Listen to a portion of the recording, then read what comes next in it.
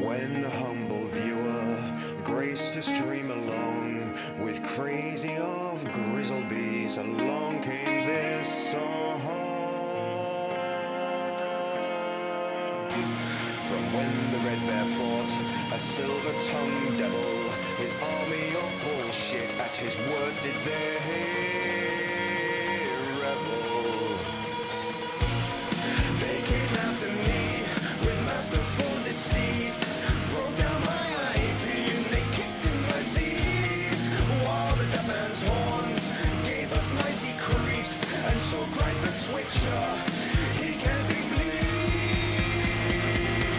Tons of coin to your twitcher, all that in live stream, all that in live stream.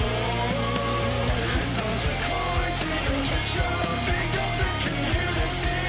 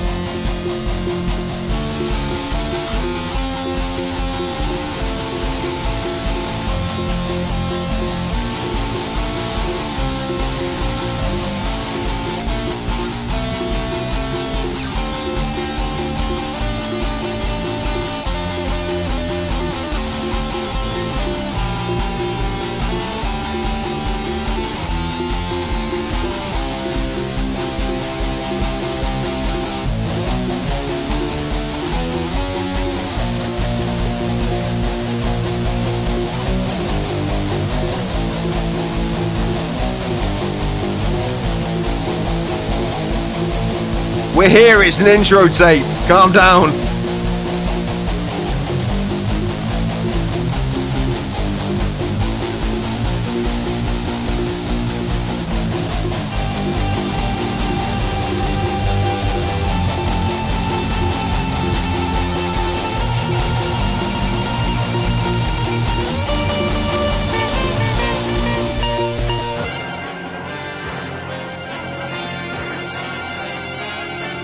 This is a story about an ordinary teddy bear. When he was made, they found something wrong with him and threw him away like a piece of rubbish into an old dark storeroom. Then, from outer space, a spotty man brought him to life with his cosmic dust. He took him to a magic cloud where Mother Nature gave him special powers. That bear became Super Ted.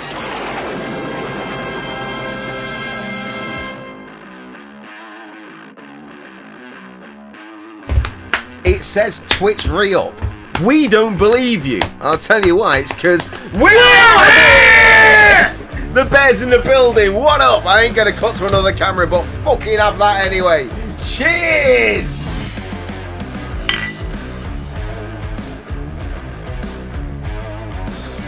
Does it? No, it does not say Twitch Real anywhere, you lying motherfucker. I don't know what that was, but we're out here and we're doing it. Welcome one and all to our one and all Jess. Welcome, Jess. It's me, Jess, your favourite Aussie friend. Look, see that package there? Jess sent me that. Oh. It contains immaculate artwork. We'll get into that later. I don't think. Do you know about that? No. Right. Okay. We'll just get into it real quick. Jess did a drawing for practice, and was very good. I was like, send that to me. I will pay you money. Right. So she did, but then she redrew it in art class. And then what happened, Jess? What happened with the new version? She won first place in the thing she put it in, and she got the best in show rosette. Fucking hell. Yeah, man, she's pretty fucking sick. That'll be in a frame at some point, just as soon as I get a frame.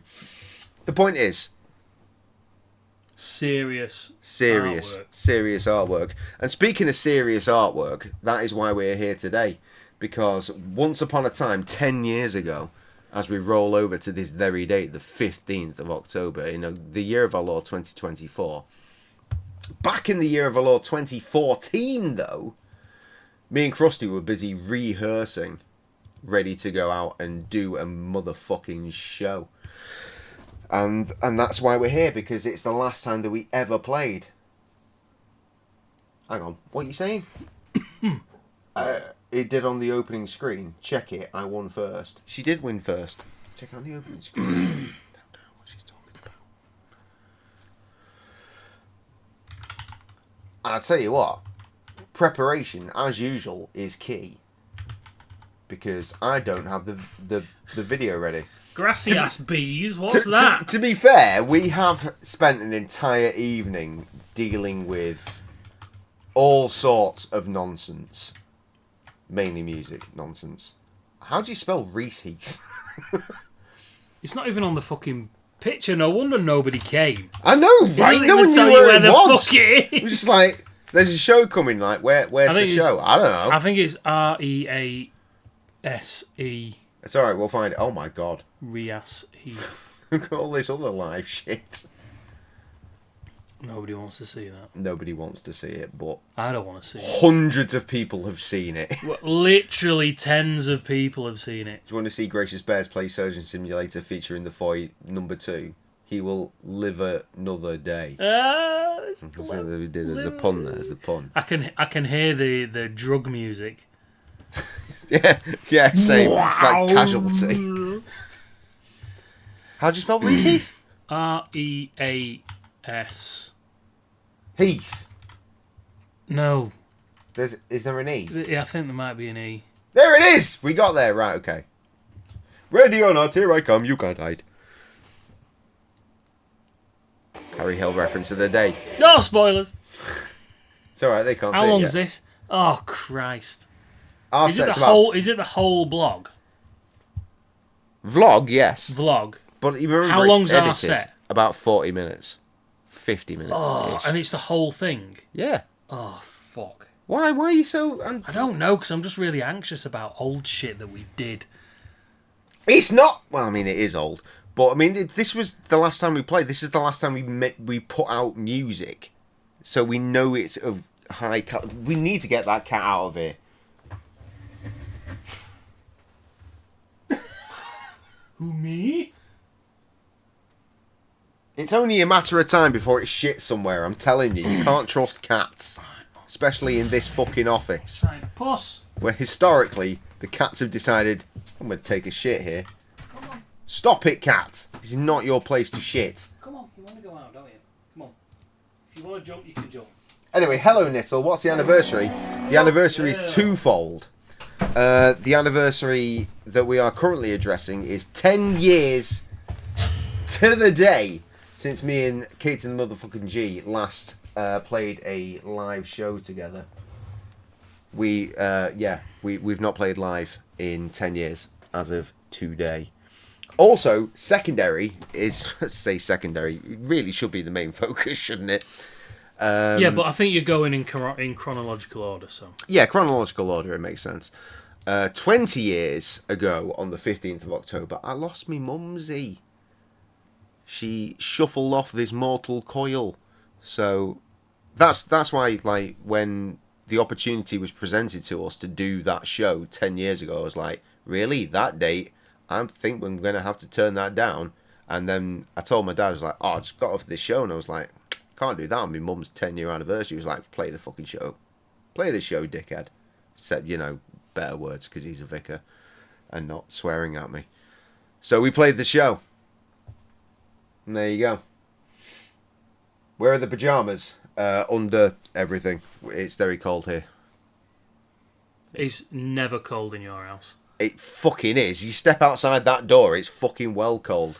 The only house that has been consistently cold room to room that you have lived in that I have ever known is the one that has been knocked down at the bottom of the road that isn't there anymore. Fair point. Is that direction? With the parquet floor. With And the I don't think parquet you floor. ever put the heating on in that house. I don't think we could afford to. No. We did have an open fireplace though, and every now and then we would start a fire. There was lots of single glazing in that house as well. Yeah. Yeah, it was very old school Wood building. floors and single glazing, yeah, not good. Equals chilly cold.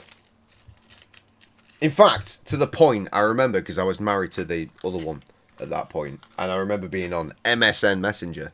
I was talking to Samantha, my current wife. My forever wife, thank you very much. My wife of the moment. I was like, it's dead cold. And we were chatting, I was like, I'm quite horny as well. And she's like, well, you should probably tell your wife. I was like, I'm telling you, though.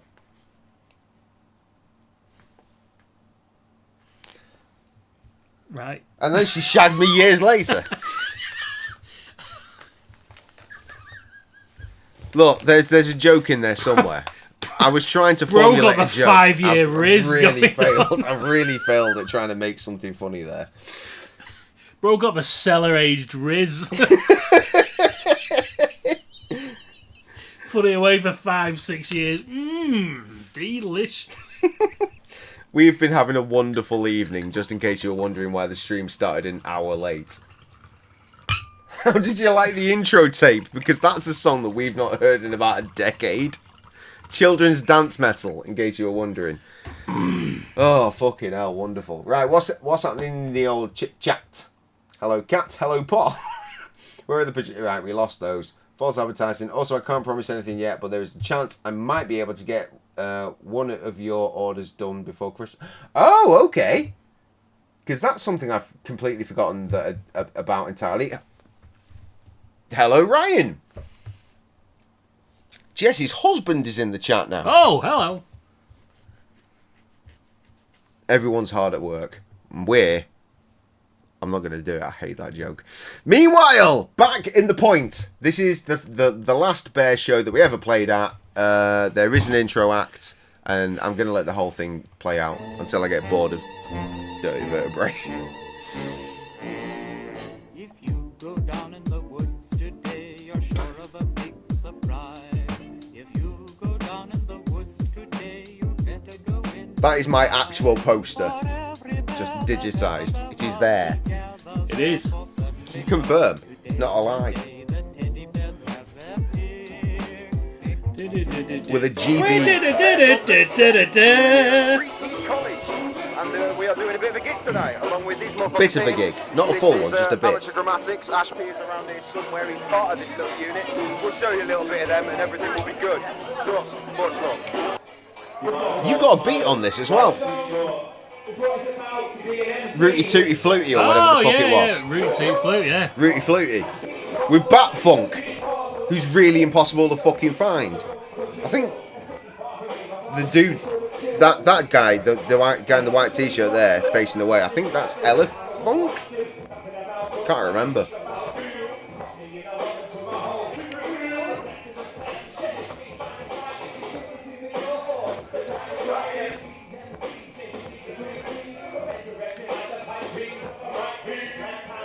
Ash P looks ill as shit these days, right? Have you seen him?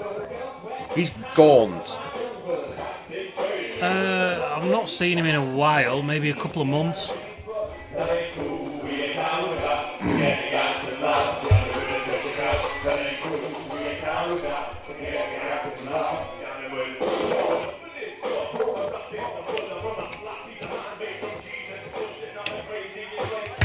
Like the fact that I think that's Elephant. Looking back over to have a little natter with the DJ. Whereas when we turn around, we're like, DJ Invisible! We were offered the services of DJ whatever the fuck his name was. We're like, nah man.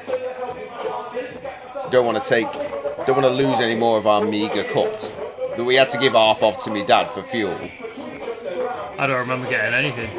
This is the only paid gig we've ever had. I'm pretty sure I didn't get anything. No, you did, because you collected the money. Did I? Yes! You collected it and then dished out to me. What? And then you were like, what, do you want more? I was like, yeah, we got to pay me dad for fuel. And you're like, what?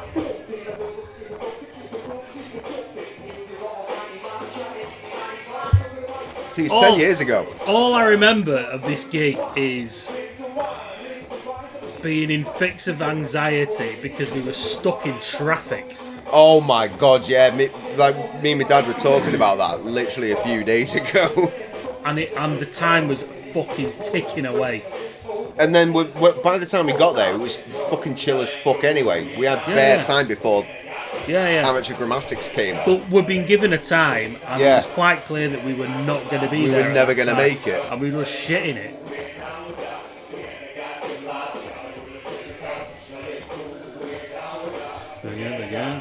Give the man his money, right?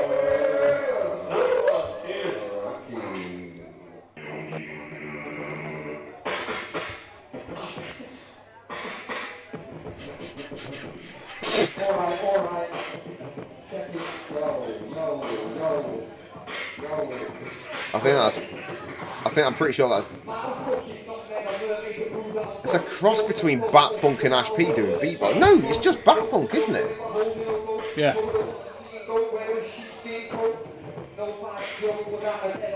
Very different style of beatbox.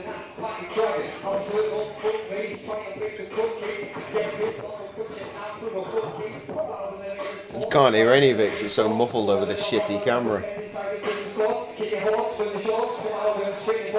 Plus 10 years of compounding interest, he's rich. Fuck off.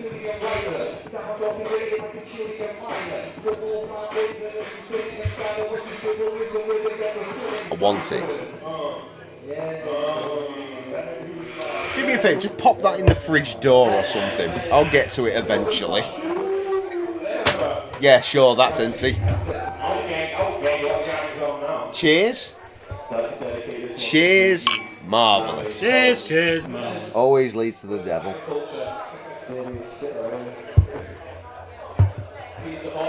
What are we drinking, Crust? Red wine. No shit. It's an Argentinian Malbec. It's an Argentinian Malbec. Usually to be enjoyed with food.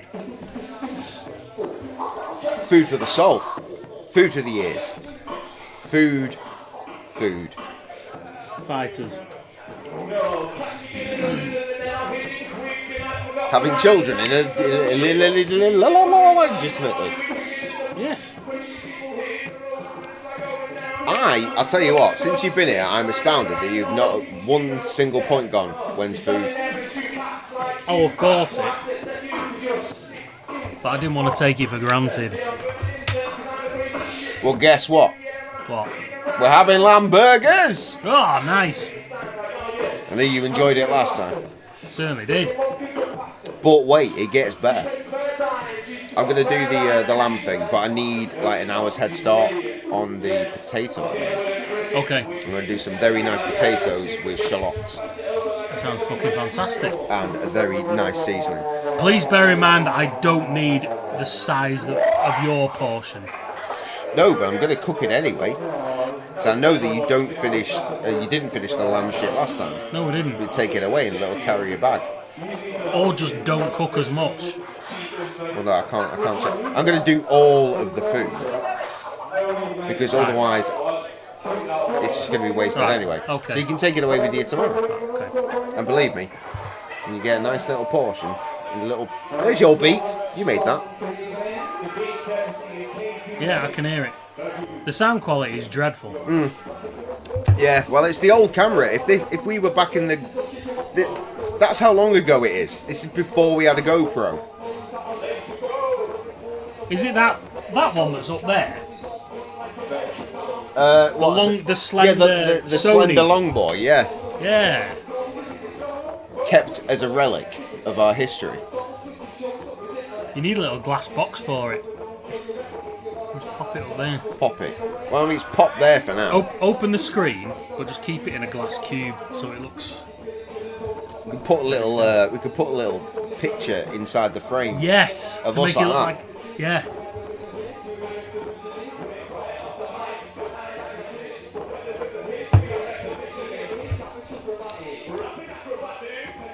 Now, I imagine the viewing experience for our gig is going to be much the same as us watching this. No one can understand a fucking word.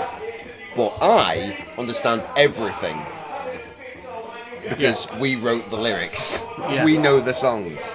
So this is going to be a real test on you, motherfuckers. Stop ignoring you, sorry. Drink Foster's. No! I'm not fucking Foy. We saw a video of us about 2 hours ago, and there was a crate of Foster's open. I was like, I can't believe we ever drank Foster's. That's what I said to him. Foster's is fucking horrific. What we need is Peterman Artois. Was that the weird one with the coriander? That was so good. It doesn't like they made that beer for about 5 minutes, and it was delicious. Beer with coriander in it. What? It was so good. The bears were fueled on that in the early years.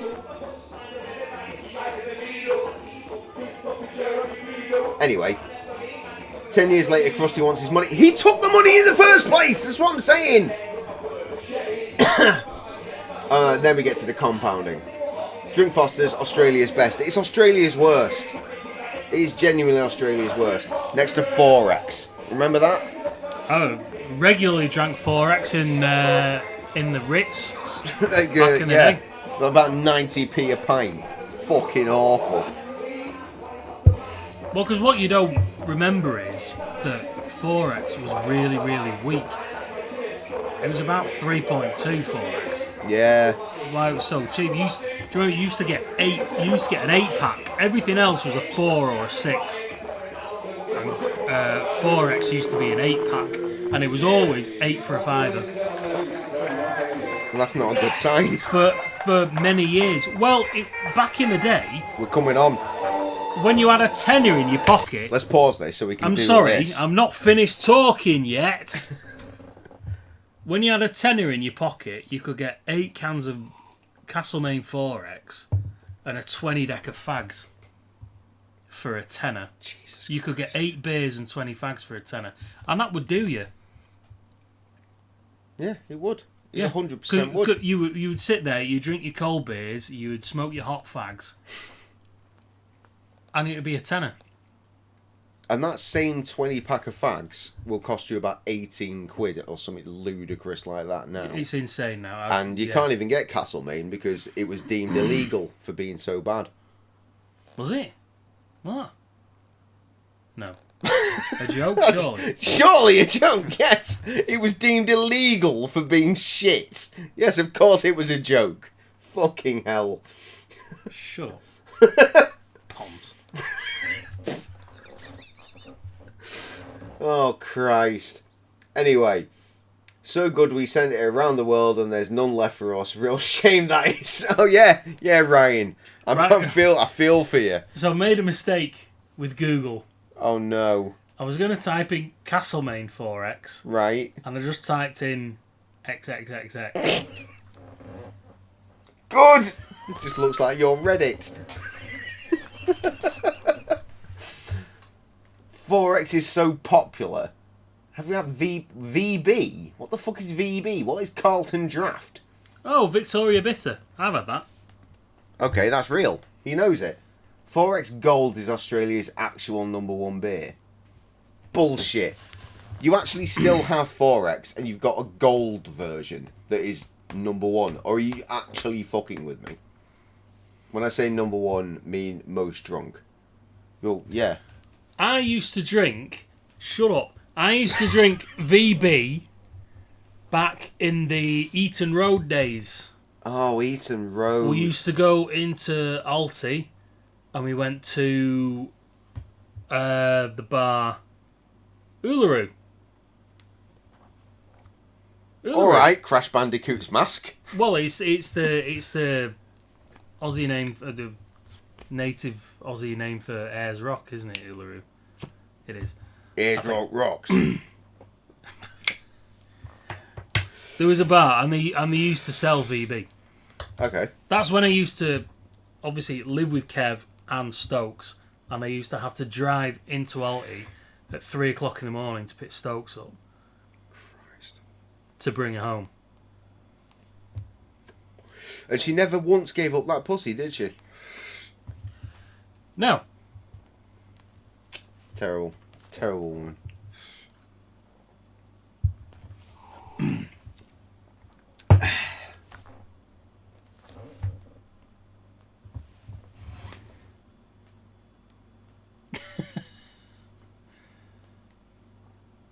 Honorary Australia. I can't tell whether that's total sarcasm. It's very difficult to tell, isn't it? Yeah.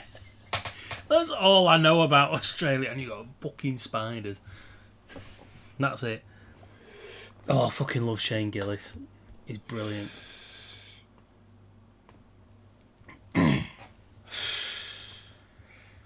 Shall we get to our 10-year anniversary? You skip it. Skip it. If you could decipher any lyrics from this, good job. I killed a spider this morning. Fucking great. Kill more. I said to Krusty earlier, like, one of my customers at the pub, he's given me 250 quid to order him 250 quid's worth of spiders. It's going to be about 20 spiders. Not a normal amount of spine. Oh my god, I've got a backwards baseball cap on. You do, but you've still got these exact sweatpants, I think. Absolutely not. I bought these last year. I mean, they're very similar. I don't have any of them. Oh no, I do. I do still have those pants. You're like, I'm wearing a backwards baseball cap. I'm like, motherfucker, I got hair. You've got a mo mullet. There's no mullet. You got a mo mullet. Stop saying it. It's not a thing. You got a mo mullet.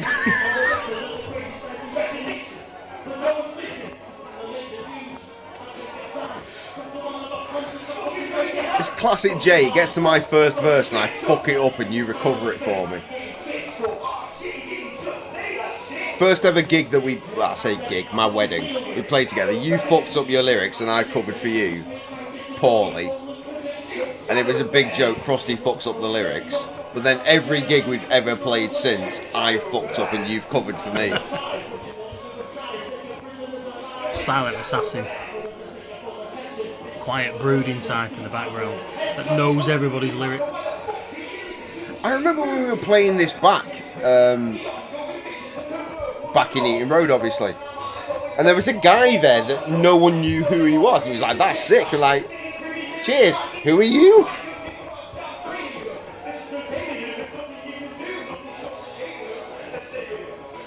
Back at what you found. Underground.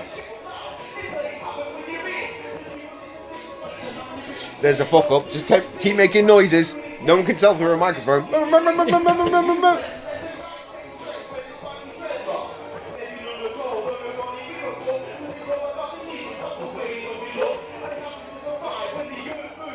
Ryan's generally impressed with your Aussie knowledge. Oh, that was before that one. Allura's native Ayers Rock was generally impressive. Yeah, he's impressed. Oh, cool. We call ice cream floats because you're... Wait, spiders? Put ice cream in fizzy drink. Yeah. Ice cream float. Yeah, we're familiar with the term, just we would never do it because we're not fucking freaks. I've never had a float. Nor have I, because I'm not a fucking freak. Well, I am. In the sheets.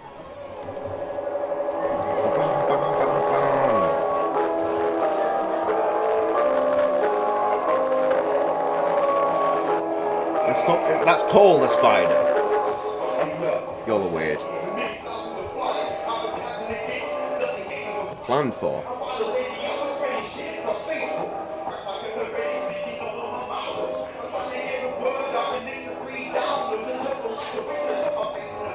I love me performing live. I'm so fucking aggressive and my shoulders are just like, come on you cunt, the whole time. They're like looking forward.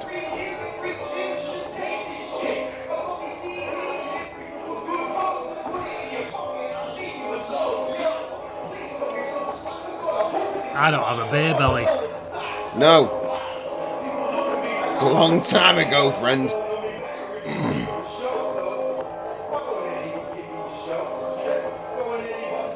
To be fair, I've never noticed you got a beer belly anyway. You look pretty slint to me.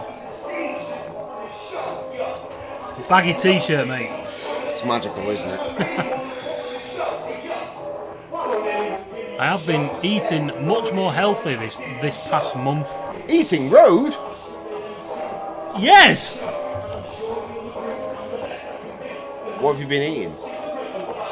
I've been cutting down on processed stuff. Saturated fat. And general day-to-day alcohol. Yeah, I say normally, for the last 2 years, 2 years previous, I've done Sober October. Right. And this month, I thought, no. And I'm No, so glad. Sober October. I'm so glad because Sam's been in the hospital. I'm just like, beer me. I've been switching up my breakfast more than anything. I've been trying to eat whole foods for dinner, tea. And I've been switching up my breakfast. Instead of having sausage or bacon or fried egg butties on white bread, I've been having sausage, breakfast, Greek bread. The thought did cross my mind. Health. No. Greek yogurt, honey, chopped fruit. Okay. Granola. All in one bowl. And that keeps me going for fucking, 90 minutes. Whereas I just get up, go to work, And then I eat shit after that. Till about 2 or 3 o'clock in the morning, yeah. I'll eat my breakfast and I'll have my black coffee and I go, right, okay, I'm fueled for the afternoon. And then I get in work and I go, well, pie and scratchings then. Because I've lifted barrels and moved stuff and done stuff. That's my logic, but I've got all this back. All that fucking yogurt and fruit has given me approximately 7.2 calories for the rest of the day. So I've got nothing. So by the time I actually fucking put the shutters up and open up the pizza gay slice, I've got no energy left. So I crave fat and salt. Yeah, it's pretty rough, isn't it? You do And then the I'm things back to- that you think are pretty healthy. I'm back to square one. Being I'll tell you quite what, active. I'm very active during the I day. do feel better. I feel much better. I was starting having, for the past couple of years, quite deep chest palpitations. Oh shit. After eating. Only after eating. Oh wow, okay. Which you can go, right, okay, it's fat, salt or sugar. Or all three. Yeah, combination of the So I tres. trimmed it all down. I'd have not had it for about 2 weeks. After trimming it down for about 2 or 3 weeks, I've not had it for 2 weeks. Nailed it. So I'm going to carry on. Cause and effect. Yes. Smashed it. Congratulations. Protein, clean fats, lots of fibre, cut down on sugar and salt. I'm not a huge sugar consumer anyway, but it's basically fizzy drinks while I'm feeling tired. Fuck off fizzy drinks. Excuse me. I'm alright with beer because beer's not a fizzy drink. Not in the way we'd explain it to me. It's not a soft drink. Oh, It's not a soft fizzy. It's not a can of Coke. no. That'll fucking kill you. Exactly. let's get 12% stout on the go. Probably fine. And a line of Coke. You've never had Coke ever. Well, I've never had Coke ever. I've never tried it, no. See? DJ Invisible! There it was. I threatened it. There it is. Anyway, Jess says we eat mushy peas and that's gross. And I say, shut up, you cunt. Spoken like somebody that's never eaten mushy peas. Exactly. To be fair, when I was a youth, I was like, dirty. I don't like peas. I certainly don't like them all fucking smushed up. But honestly, mushy peas. Peng. Yeah. I haven't said peng in years. But peng. I mean, you've got to have them with a chippy tea, though.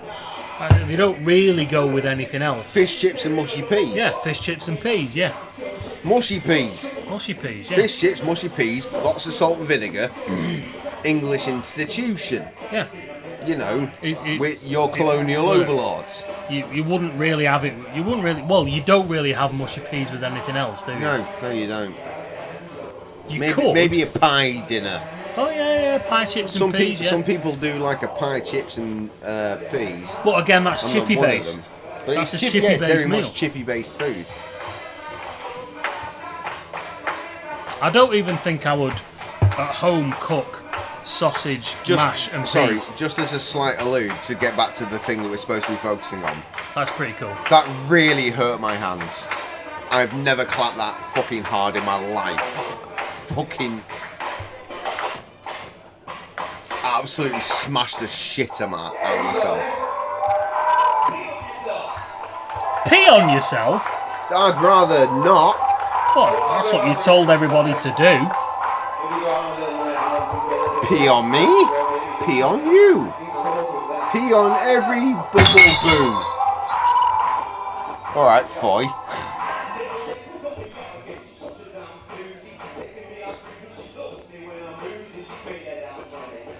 Nittle doesn't think it sounds very appealing, but he drinks Coke all day. Pie floater, they put a meat pie upside down floating in pea soup. That sounds fucking great. In the northwest of England, that will go down an absolute storm. Yeah, it would. And they're pretty much polar opposites. Northwest England and South Australia are just... Maybe it's a magnetic I'll tell thing, you what. and they're just perfectly opposite through the earth. Remember, And the taste buds align and they go, yes, we need wet pies in green mush. it gets better than that because pea soup exists. Yes. Remember that time we went to Amsterdam? Did we get to have any of that, or was it not available at the time? We certainly went to the place. It was a bit of a blur for me, I'll be honest. I didn't have a good time. Well, I did have a good time, but I also had a terrible time. At the same time as having a time. It was just a time. It was very much a time. Lots of things happened to me, So many things. and I was barely aware of any of them. Look, there's a place in Amsterdam, very, very close to Central Station, and it's a bar called the Swan, and they had pea and ham soup. And the first time I went with my parents, because that's who you go to Amsterdam with, is your parents. They had pea and ham soup, and they were like, right, let's get some pea and ham soup. And I was like, that sounds genuinely the worst thing I could ever think of. And it was the complete opposite.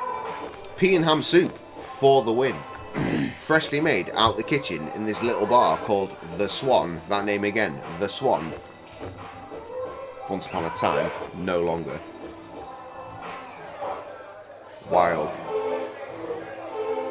Meanwhile, another song's happening. I remember you making this beat. It's a double sample beat. It is. It is. It's not the Verve, is it? It's Richard Ashcroft on his own. Yes. And James Brown. James Brown. I was gonna say Jimmy Savile. When I hold you in my arms. Now, You know the BBC won't do anything about it. Oh God! I can't wait for that to be a problem. Now I remember listening to this beat, and I can even remember the street I was on. Not by name, but by location, somewhere in Liskeard. I remember listening to this beat, and I just started spitting that verse that I wrote for that one particular song that I did back at your parents' house, and you were like, okay.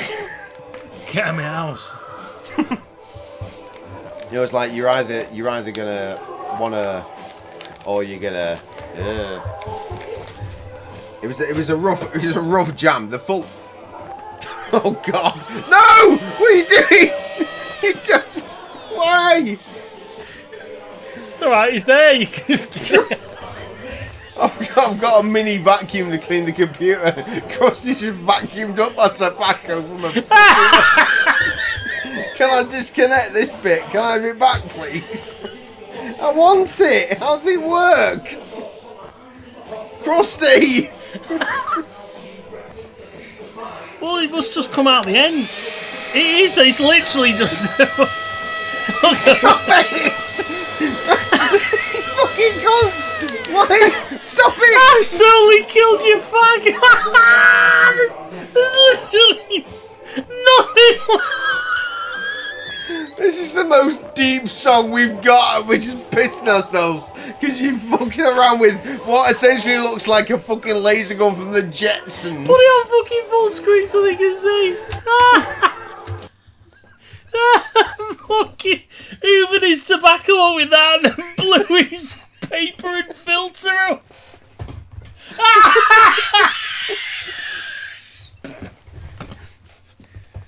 Oh, that's so you could aerate your eye. You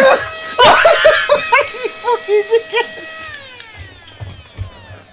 Good! Now there's red wine everywhere. Thank you for that, you fucking tits.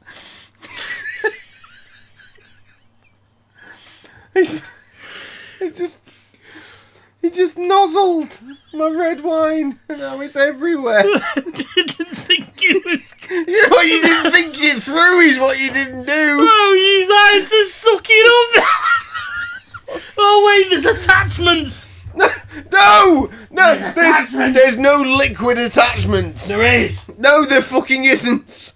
Oh, it'll just aerate. Right, you need to stop it. Oh, You there need to it calm the fuck down. I see it. No, enough of this. Disconnect this. Oh, it's USB-C. Okay, fair enough. Look, there's just a suck.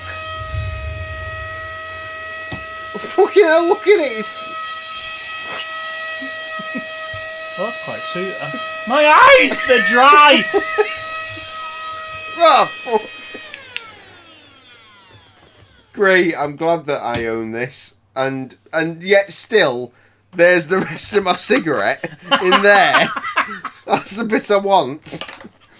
Look at it's safe.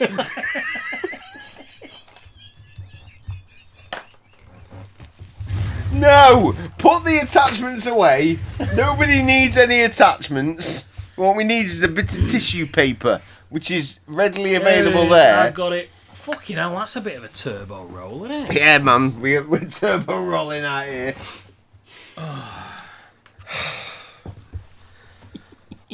You know what? I should be glad that you exist.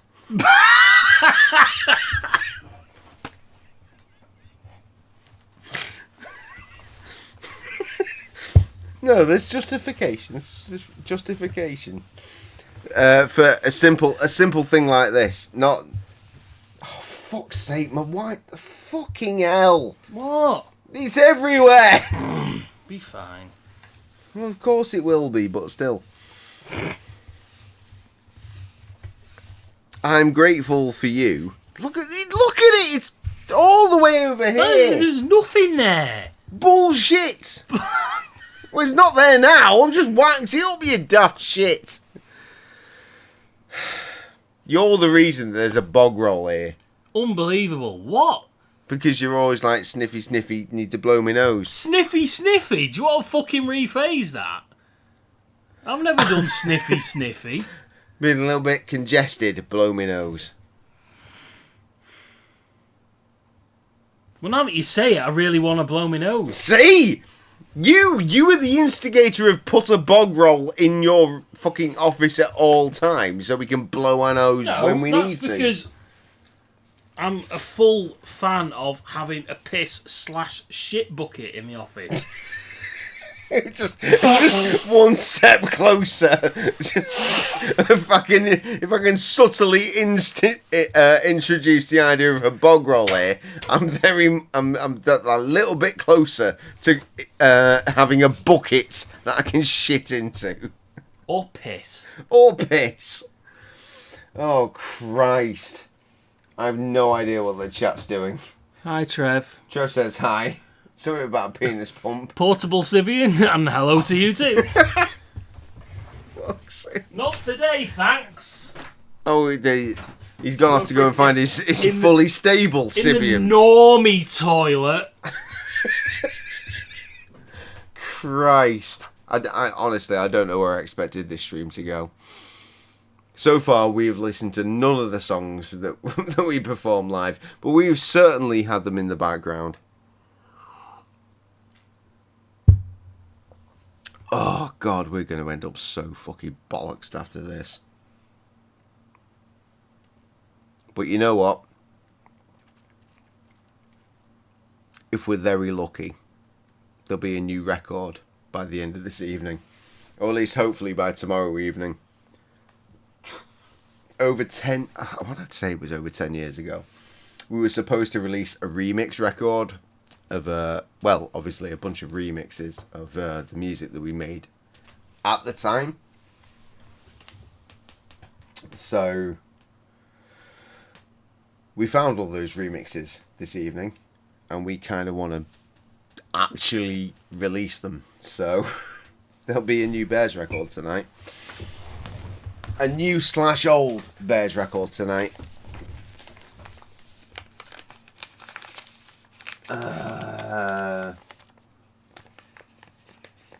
As if you get crusty over and don't record any Let's Plays. We don't do that shit no more. We just don't do that shit no more. I know, I'm sorry, it doesn't feel necessarily right for you, but the vibe for doing Let's Plays has long since left our souls.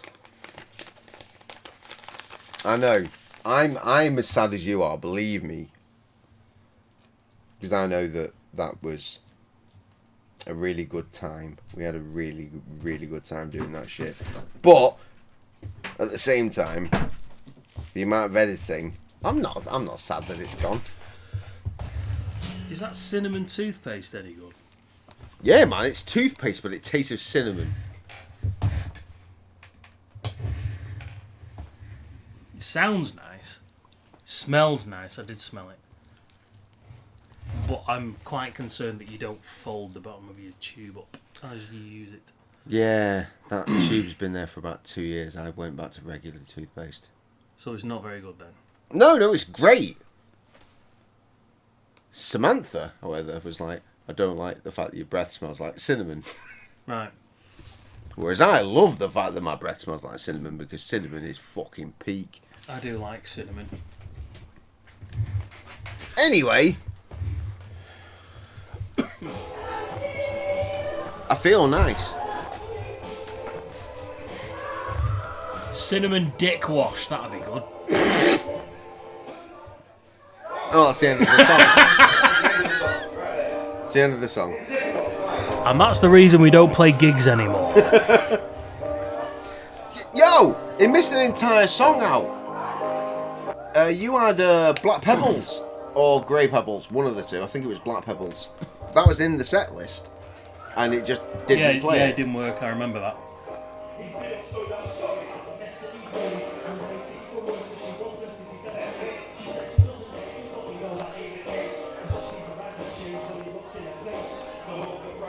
I tell you what, I really love the live version of the hook for this. Little shared and shit. Especially at the end of my verse when I'm like, I build up, and I'm like, and then dear stomach! Love that.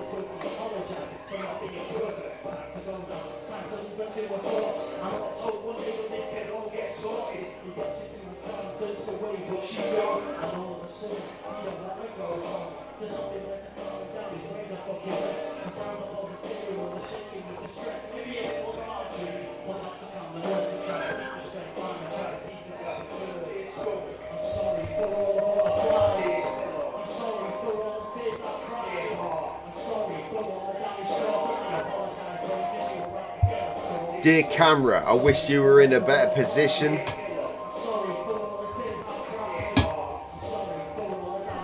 You know what, I really want that tripod to be set up further around so you properly see us. I just felt it might have been invasive because it would have been just a camera in front of the fucking stage. So instead all you get of the show is essentially my back for most of it.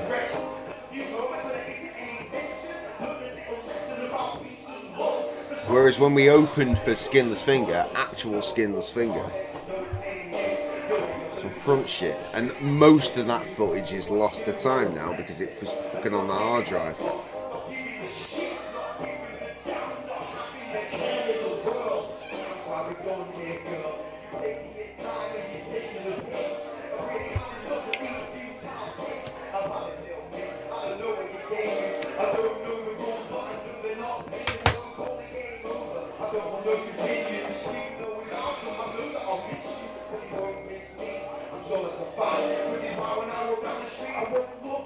Get a stomach.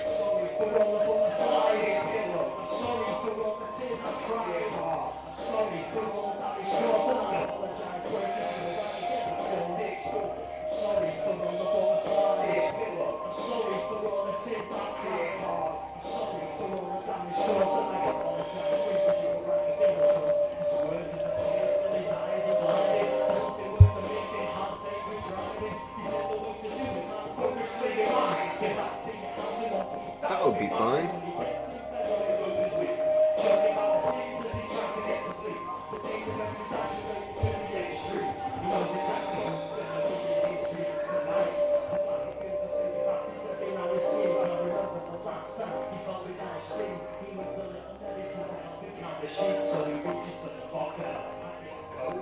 Shit. Everybody was like, wow, way to bring the fucking mood down.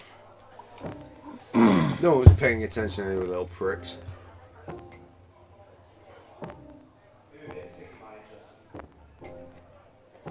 Pardon?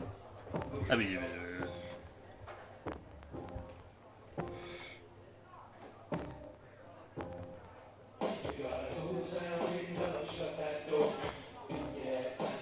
Too early. Too early. I fucked it up, Krusty.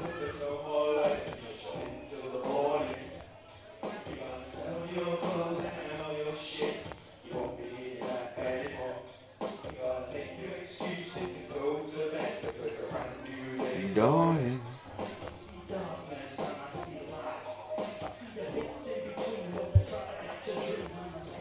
Holding Teddy tight.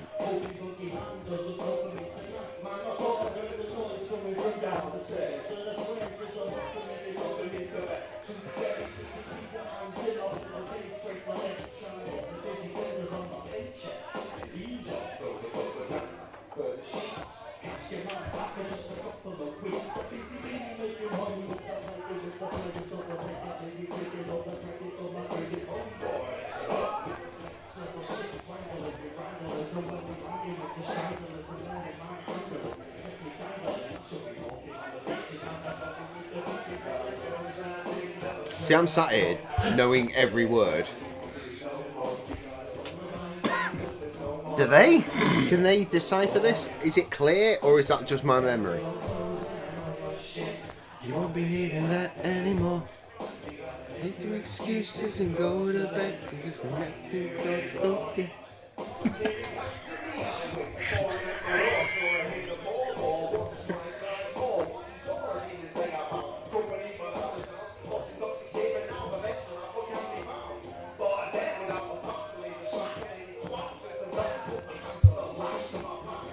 Fuck that.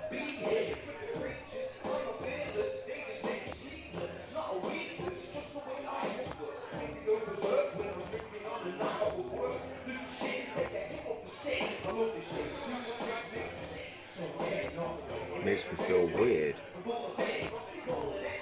I remember fucking saying, hey, send me a version of the beat where I get a drop here, and you're like, hey, I get the drop. I'm like, but I need a drop. My drop.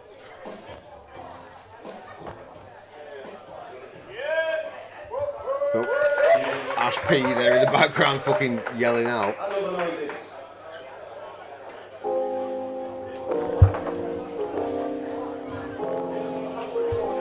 This is fun. This reminds me of this is like an evolution of the role model one.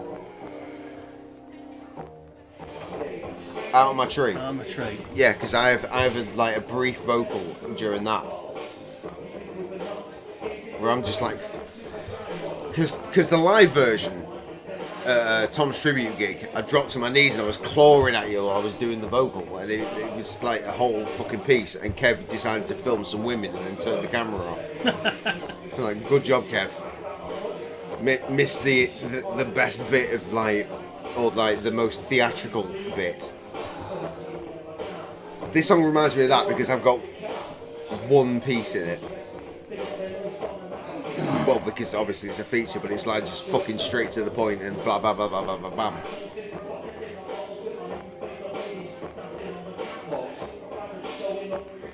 And it really speaks to the age as well, because my bars say put £10 credit on your phone. Really speaks to the age. Yeah.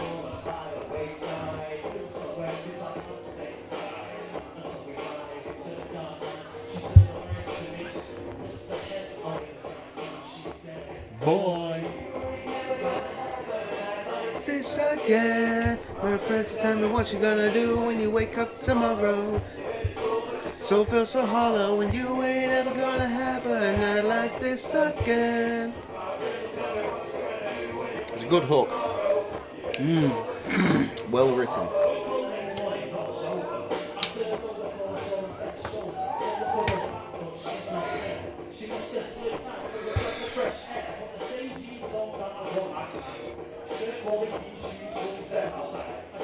There was a slight little hit at you in my verse there. When I was like £10 top up. Text J, you might ring where the fuck the vocal was, because it was back when like we say you had to pay for top ups, and like I'd be texting you and you would not text me back. I was like, oh, Yeah. very sad. He's getting numbered.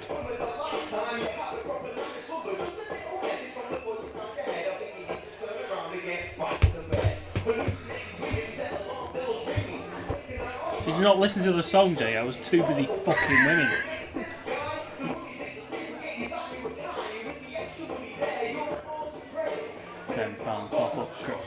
Okay. So, I'm paying attention to it. Why not start, Start with J. I'm just saying. Yeah, exactly.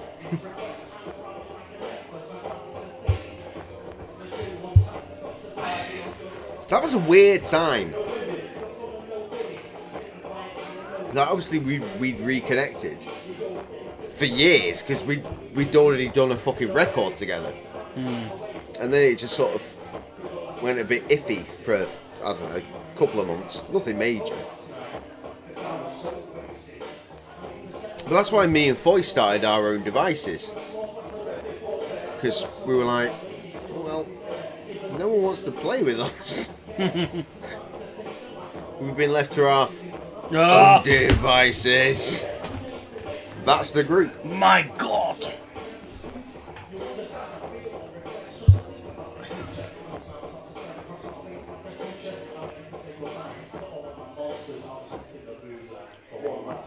Because, like, genuinely, it felt like you and Kev back out in Eaton Road. You got your groove, and me and Foy were like...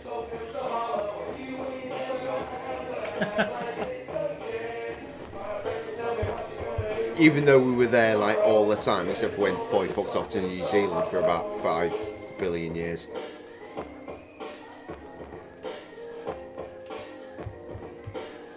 Look at me having a little party.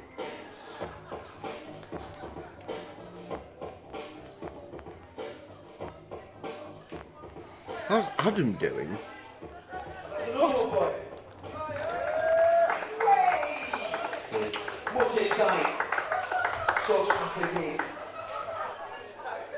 I know many Adams. We know many Adams. And he's narrowing down. Oh Christ, this was my self-inflicted fucking nightmare zone.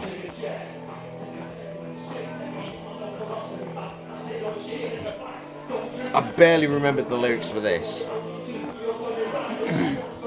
But I have the majority of the vocal here because of the chorus. Then it goes into an entire J solo. And then I think the song after that starts with me. It was like 10 minutes of just nothing but J. I was like, I can't cope. Why did I design the set list like this?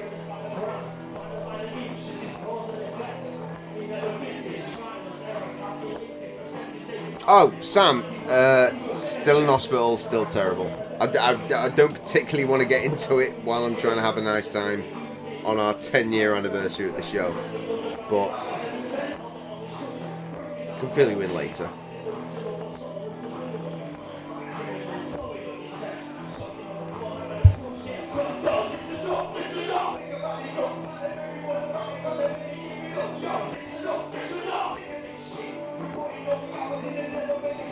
You know, this beat was made as an example to Nat's sister's boyfriend. It was like, this is how simple it could be to make a beat in Mixcraft. Like, I'd literally just twatted random fucking things on the clicker on the keychain. It was like, okay, now let's turn that into a melody. Then that happened.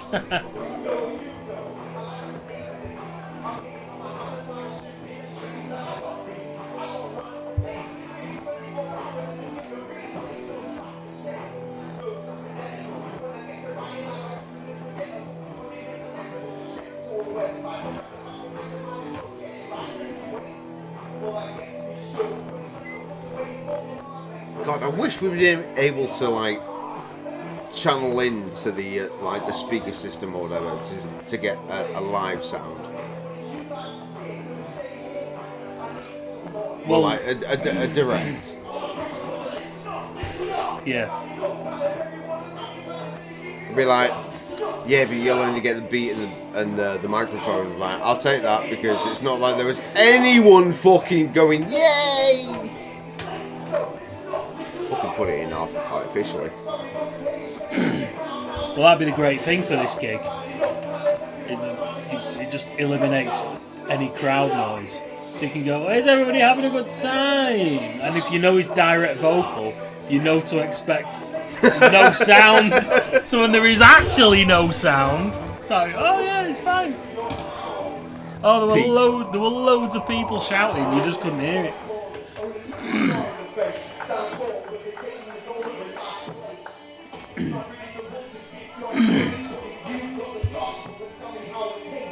I'll say something else actually that's just been reminded me when, as soon as I started doing that vocal, is this is the first time outside of the wedding show that my dad ever saw us do our thing. Right. Your dad saw us do our thing at Worlds Collide, and you made him pay for the privilege. Did I? Yes. I distinctly remember it was like coming in like tickets or like pay to get in. And your actual dad is and you're like, yeah, pay. Like, is that really? You're like, yeah, pay to come in. You made your dad pay to come into Worlds Collide. that show that ended with you and me headlining to a crowd of D-Skies, Gorilla Chiller, and possibly someone else. I love that show. That was sick. I've bought him many tickets since. Well, I mean, yeah. I bought him a ticket last week for the Rugby League Grand Final, and he said, "How much do we owe you?" And I said, "No, Pardon. it's all Pardon. right. We'll just take it off the We'll take it off the Worlds Worlds Collide Collide." one."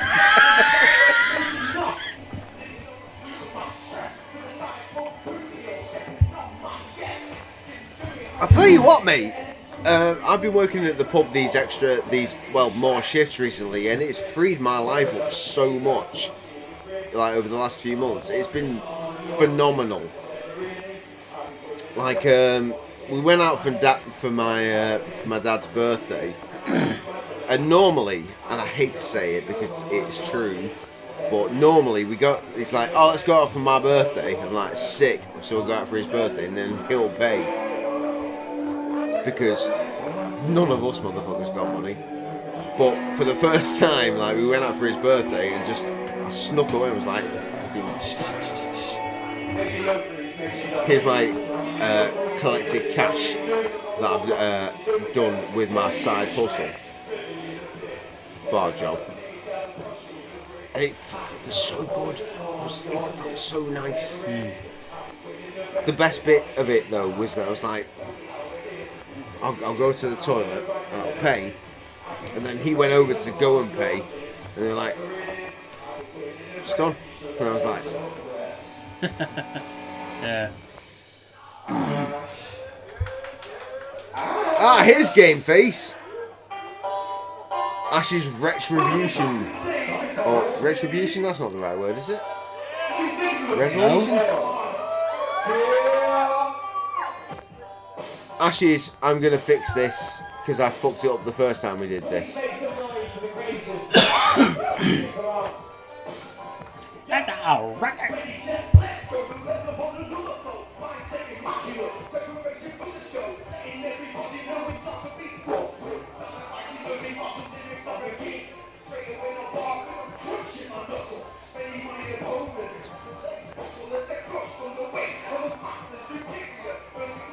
Nah.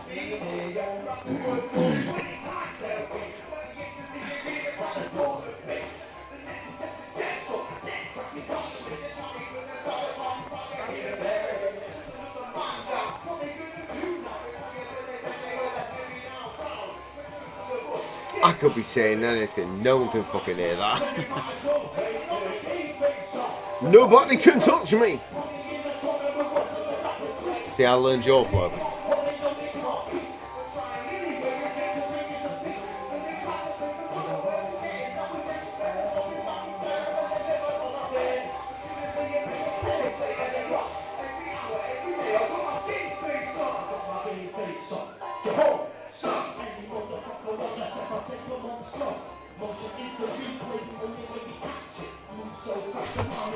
It's just me and Ash like that.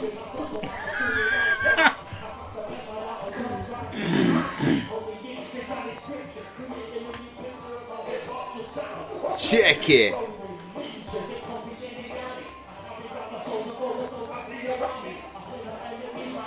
See, he's definitely learned his shit because he's doing your fucking verse. Yeah.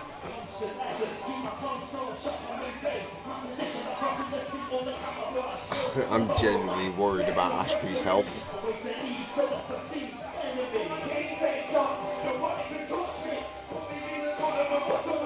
He's cut all his dreads off, he's got short hair, he's really, really gaunt. I'm like, fucking hell, are you sure you're okay, fam?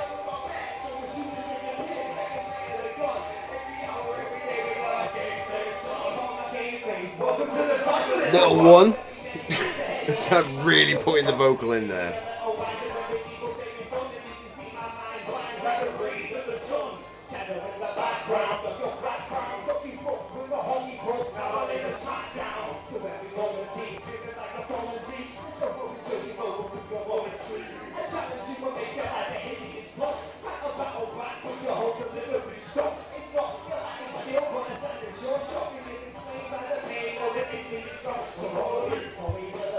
Swallowing the wallaby.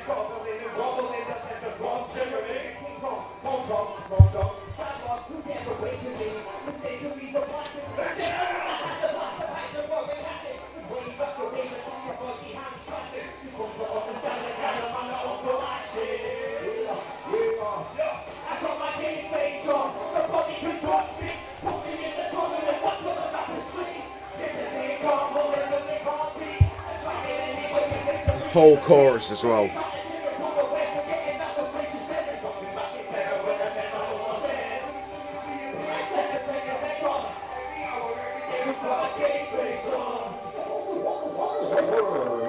Ah.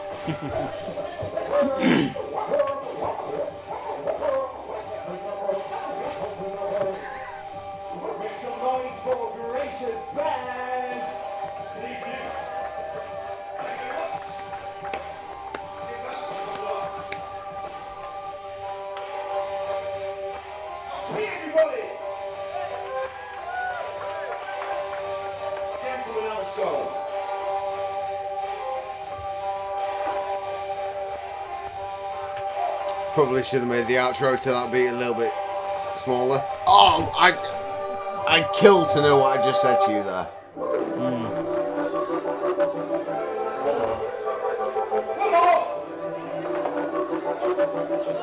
We have been in Racing Band. I hope you enjoyed it. Spent a little bit of time with us this evening. Cheers, mate.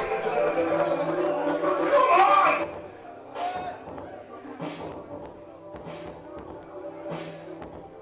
I'm just having such a good time, and I wish everyone else in that fucking building would be at least attempting to have a good time.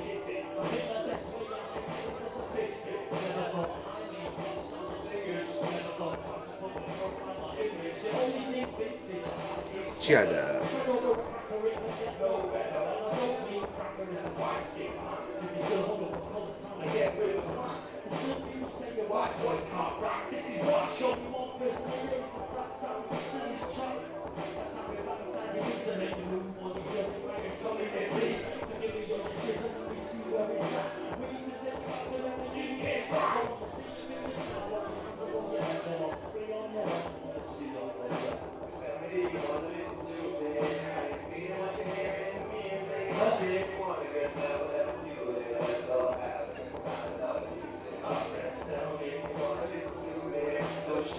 Fact hunters, this is the only part of this song I wrote, is the chorus. I have a verse where I'm rapping. Frosty wrote that verse. Rarities. Very rarities. But these are the facts.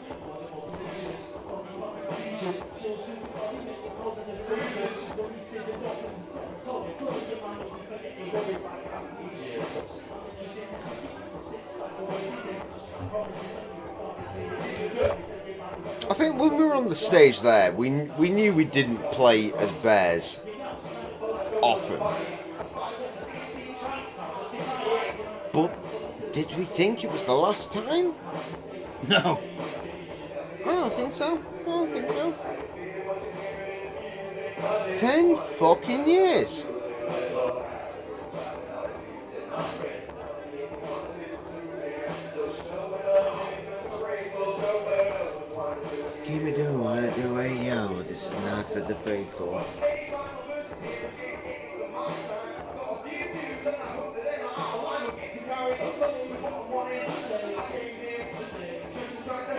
Is that the way you expected that lyric to go? Because you wrote that verse. Because obviously I delivered it in the way I thought made sense. I don't think it matters really. I mean, you delivered it. It was I did, It was absolutely great. You delivered you, it in thank your style, I did. so that's what it is. Yeah. It's fine. I don't have any problem with it at all. It's not whether I had a vision of it or anything. I wrote 3 verses for myself. You did. You took the last one. I jumped on the last one. You It's ran just- with it. It's fine. It's just that bit where it's like the... Yeah, that's fucking. No, I love that bit. Peps it up. Yeah, it gives it... It's a little bit different to the rest of the song, but I mean, that's what I'm saying. Like, the way I did it may not have necessarily been the way you thought you'd do it. Oh, shit! I'm, to this day, 10 years later, so disappointed that you picked up the iPod and was like... That was Yeah. meant to be a surprise for you as much as it was the audience.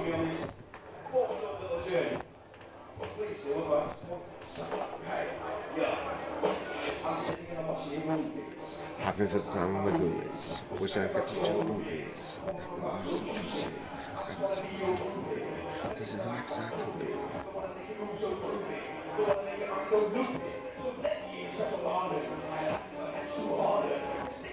I'll tell you what, I do not go as hard on any rhymes as I do when I'm doing that song. I watched a video that Tom filmed. I think it was still like on our camera. It was a Gracious Bears video, but Tom filming us doing that at the Cali, and I'm like that, fucking thuggish. Yeah, that's annoying because I messed the feed lyrics up for that.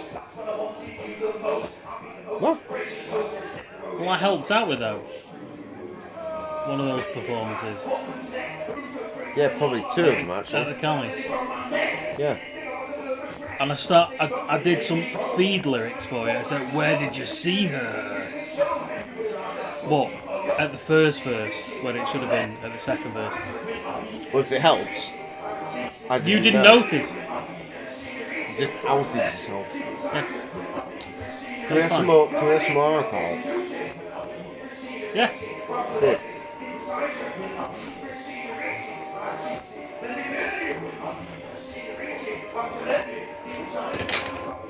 You sent my lights asunder. Why are you doing this? Just drink that. I don't want to. I'm actually quite surprised you've not come in here and seen that and gone, why have you got about 400 lighters? It was the first thing I saw when I came in because it was all wonky over here. Yeah. And I strained it up because you're a scruffy urchin.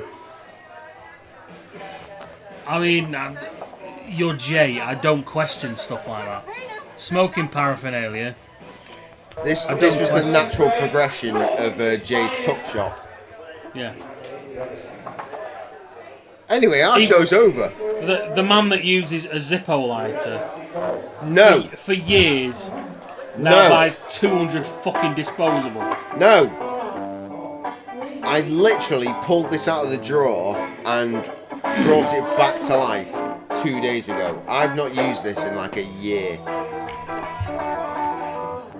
And then earlier I was like, I've cut my thumb. I don't know how. And then it turns out, I worked it out. It's because I've cut it like on the metal frame there. Yeah. I've worked it out, yeah. My thumbs are permanently fucked from using Zippos. And I haven't smoked for at least 5 years. Maybe longer. It's incredible, isn't it? Much longer. But if I do any kind of manual labour, there's certain parts of my thumb that just go jet black. Like stripes. And it's from these fuckers. Can I still do it? I mean, you're very close.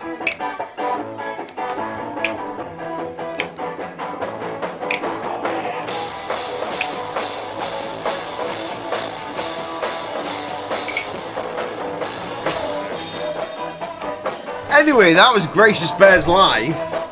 We paid attention to none of it. I really wish that we'd had the focus to like delve in, like be part of it. But we had some moments during it.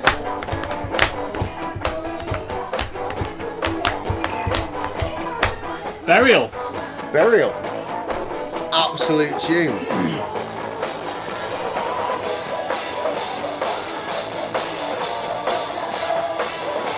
Is that Gaz? That's not Gaz, is it? That's a guitar boy. There's Gaz in the background. Gaz plays bass, and Ash P does vocals, and they are the two people from Skinless Finger that came through to create the, I don't know, the successor? Is that a word? A natural successor, yeah. The natural successor to Skinless Finger, which became Dirty Vertebrae. With whoever that guy is, jamming the guitar. And Nicole on the female vocal. You know Nicole because she did vocal on Party in the Rain.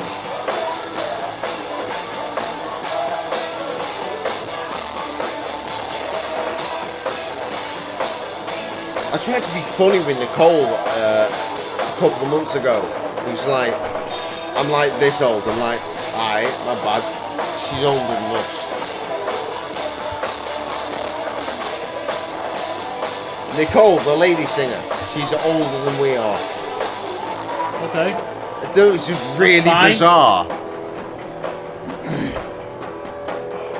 Because in my experience, while we've been making music, they're either our age or younger. This has really confused me, alright? Maybe that's just me. No, it's just you, I think. Clearly.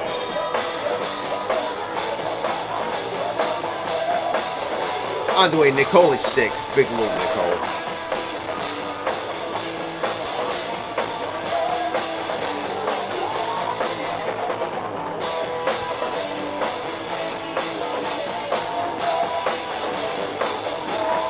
Like, this is genuinely like, the camera angle was bad for us, it's genuinely terrible for them.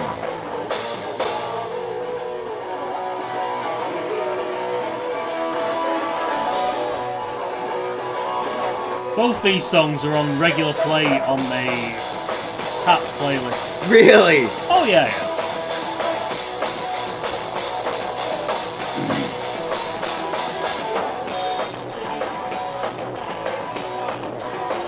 They are such a good band, though. That's why I like working with Ash P so much. Like, it seems like, at least with the bands, everything he touches turns to dust. Wait, but in a good way. Gold dust. The Midas touch. The Midas touch.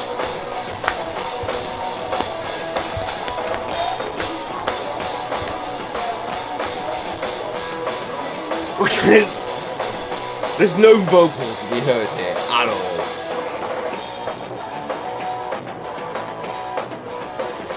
Now, I like to think that there's going to be a closing section of this GBTV, but I'm almost certain that there fucking isn't.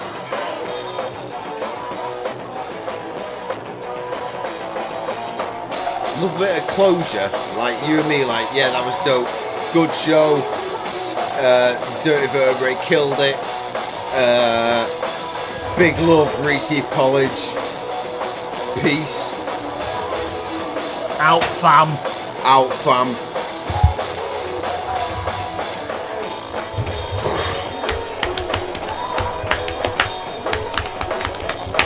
Don't forget, I failed an audition for Dirty Vertebrae. Pardon? Yeah. I beg your fucking pardon. What? Yeah. I'm sorry. I'm sorry. For drums.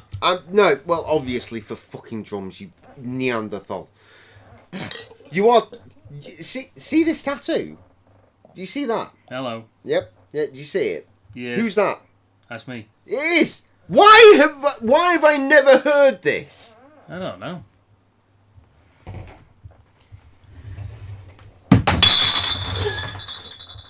Fucking stood up. Stood up.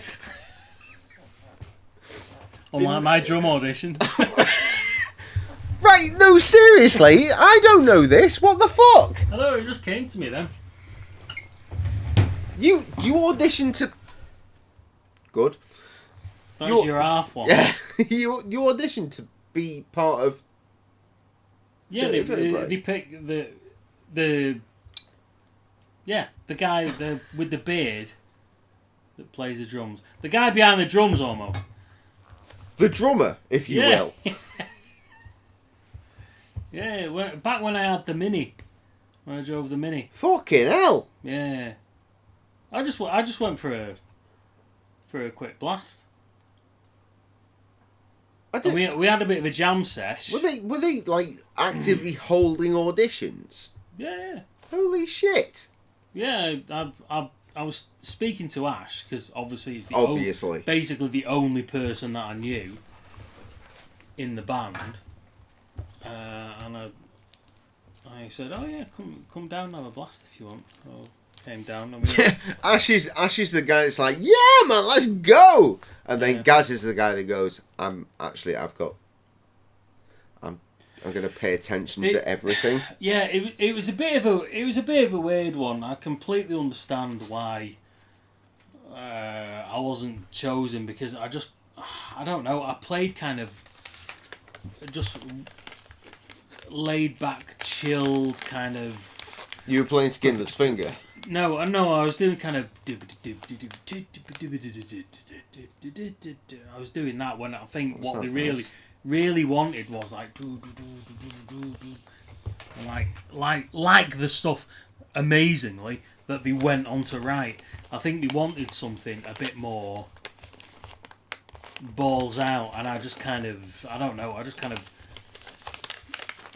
I didn't overcomplicate it in any way. Yeah, you went a bit. Because what's really weird is my normal playing style is very, very big and open and simple and driving and for the song and not particularly complicated at all. But I don't know. I just yeah. Well, we've seen we've done after hours before where we've played the Tom's tribute gig, which is the only video evidence that we have that you play drums. So I remember that. I think that was the first time I'd ever actually seen you play drums in real life at that show, and it gave me a cheeky tickle. I was like, that's my guy. Absolutely fucking smashing that shit. I really enjoyed that. Yeah, I've now rekindled the irresistible urge to play because Emily is doing it at school. You did say you need to sell the kit. The kit. And at one point when she became interested be ready. in metal and stuff, I said, "You know I'm a drummer, right?" She went, "Buh." So, me, Foy, and Emily had a practice last month. Really? Yeah.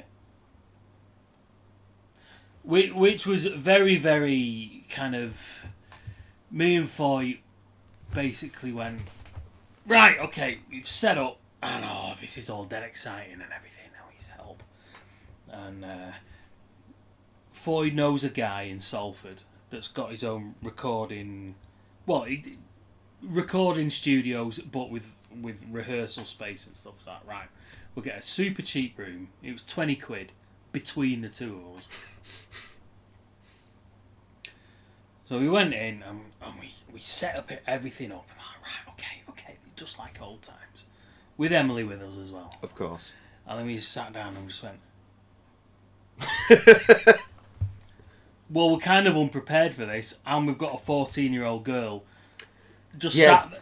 That suddenly everything becomes a bit weird. Yeah, who's absolutely living the life of 90s new metal. She's Yeah. going through the phase of Deftones, Korn, Slipknot, fucking Yeah. Give It, Yeah. Him, everything. I know who she is. Yeah, I know, but I'm kind of explaining it. I'm out there explaining it a little bit.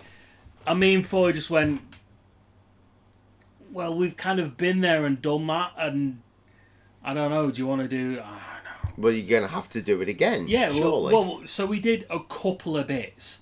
So she's listened to the One of Many album, because I managed to link her to it. It's a little fiddly to find on Spotify, but it is on Spotify. Yeah, it is. You know where else it is? graciousrecords.bandcamp.com. There it is. So I managed Easily available. I managed to link her to it a while ago,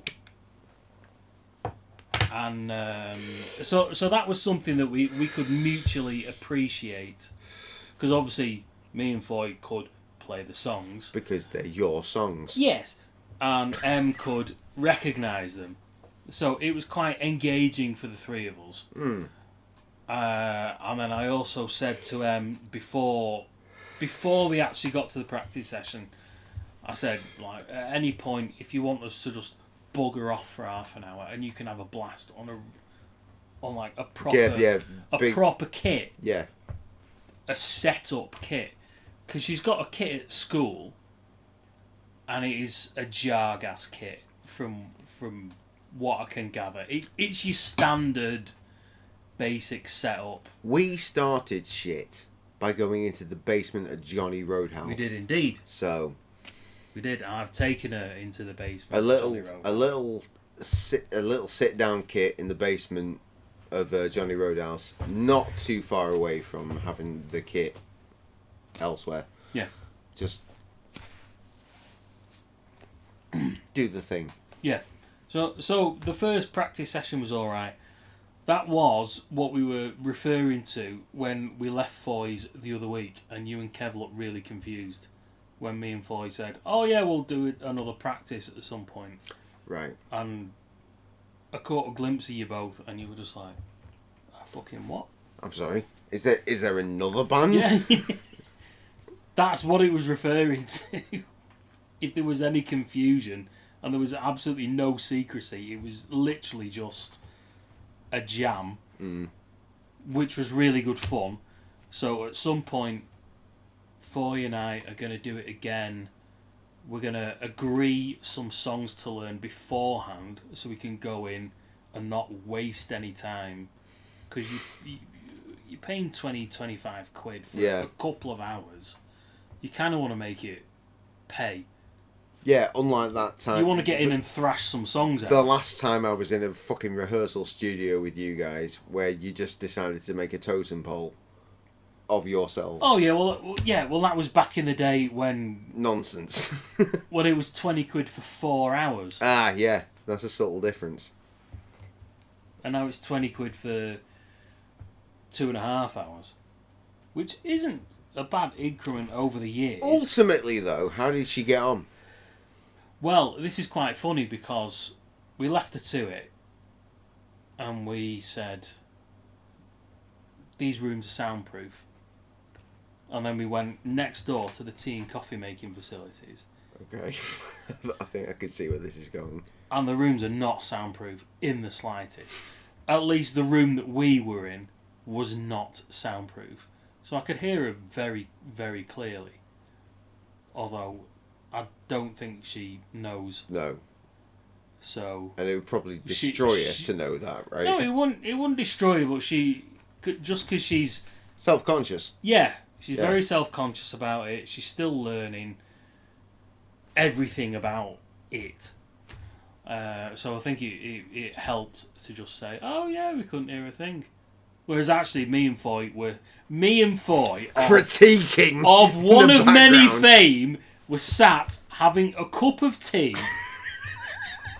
in a battered old tea room, listening to a 14-year-old who's basically playing on the kit that Abandon All Magic was recorded on. Jesus.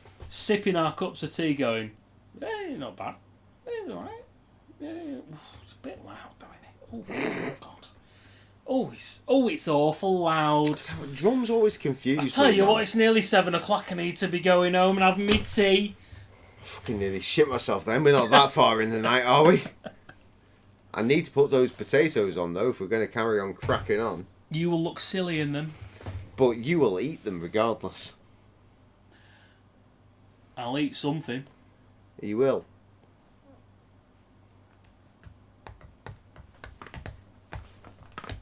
Oh, God, that's crispy. Meanwhile, in the chat, Trevor's shown up to say he likes the shirt, which is definitely a reference to mine because yours is bland. But also, he continued to say, "What's new, Krusty?"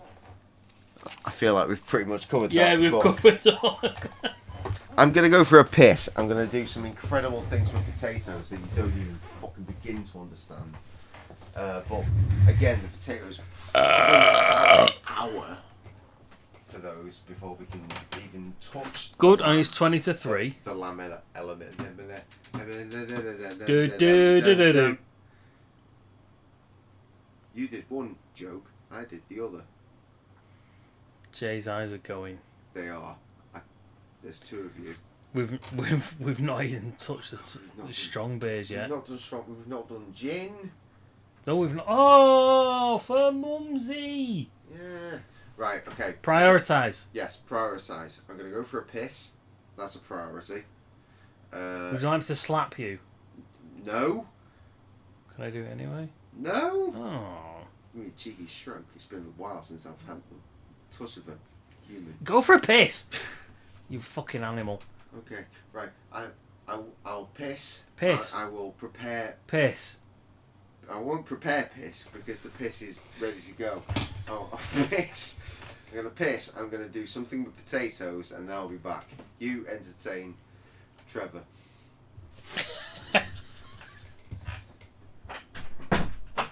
The Trevor extra strong mint.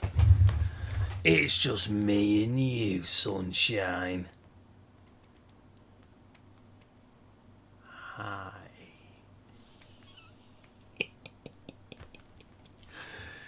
Oh, fucking hell. I'm so bored of watching this gig. There's 6 minutes left and it's just...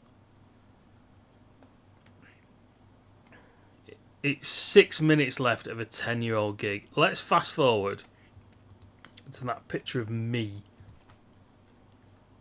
and watch that.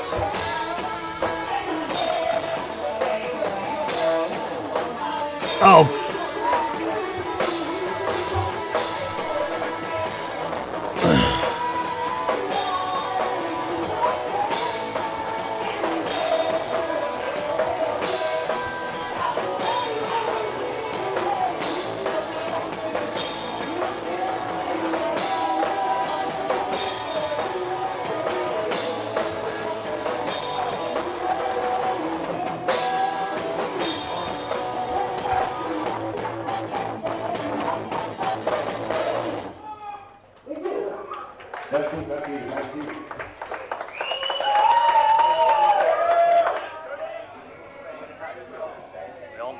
Yes. Good show from all acts, amateurgrammatics, Gracious Bears, Dirty Vertebrae, sick show. Personally, I was quite worried about how we were going to perform, but actually we fucking nailed it. 45-minute set. Good, enjoyed it. Jay got some t-shirts. Yeah. In there, the bag of stuff. And a poster. Good night. Good night. It was a good night. Oh. Good. That was the end of that.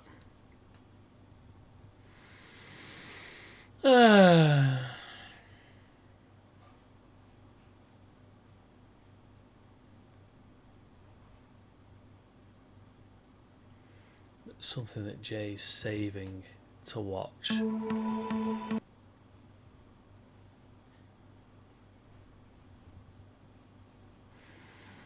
I should probably stop grooming through his tabs because I know there's definitely something that he doesn't want me to see until he is next to me. But then he's got fucking 22 tabs open. He's a fucking tab pedo. It's Jay when he's looking for more tabs.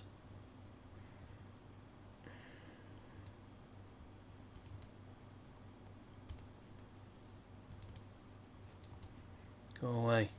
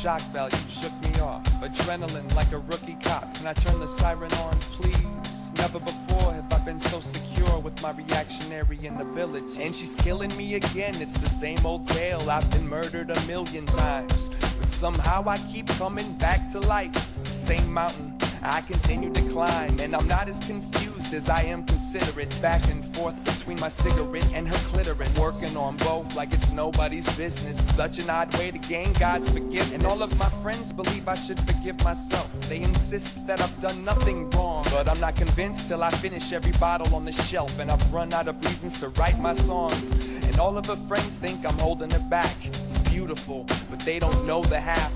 They're barely aware of a fraction, blinded by dramatics, ignoring all the passion. Wooden ships on the water, rescue me.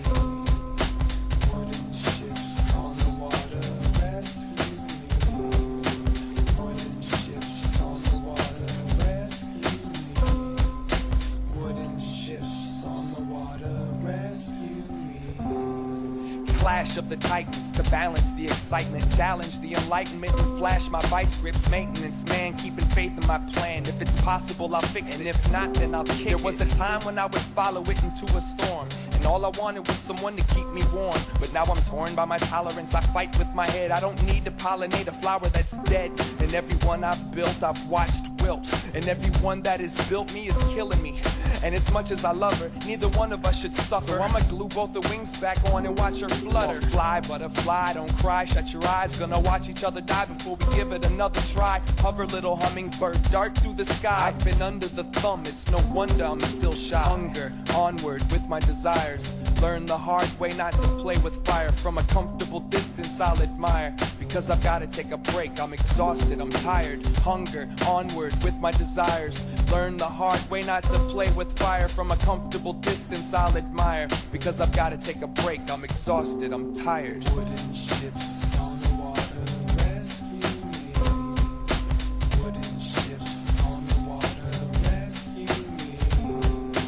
Wooden ships on the water, rescue me. Wooden ships on the water, rescue me. Wooden ships on the water, rescue me. Wooden ships on the water, rescue me. Wooden ships on the water, rescue me. That's a good one.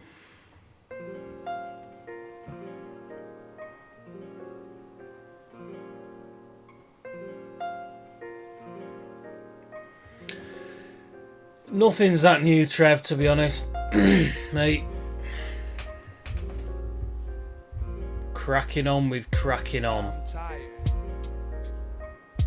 Anything new with you?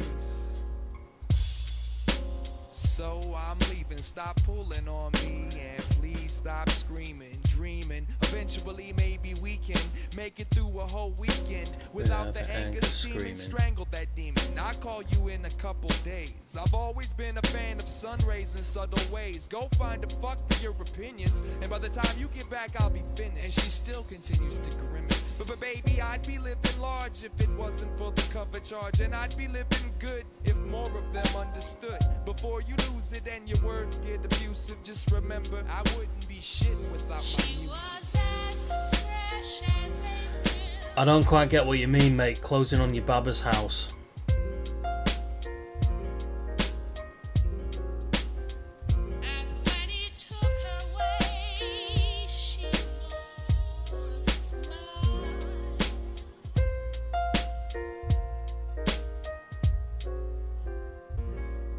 Quit trying to play to the left like you're right. Always do it Oh, after okay. we fight, but not tonight. See, I've got a headache. We can make the bed shake, but nothing's accomplished. Cause after sex, we're both unconscious. And she still persists. Girl, listen, there is no interest in sex. Best that we should finish this discussion in depth. You Okay. said that you neglected. Yeah.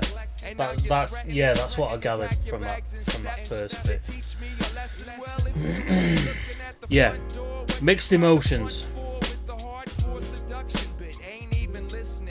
Got it twisted, contorted before you stop to notice. Yo, that's my heart you're clutching, bitch. She continues to disrobe, she knows he'll shut the fuck up when she's exposed. As the clothes drop, so does the conversation. Again, people buckle under the temptation. And the love is always heated after fighting. Thank you, I love you, crazy excited. Hiding the fact that as he lays, Yeah, I bet he is. I bet he definitely is. Stabbed him in his sleep. She was as fresh as April.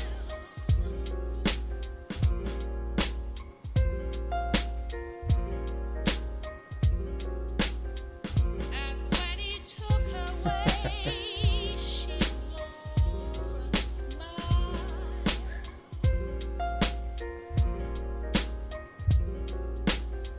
She was as fresh as April.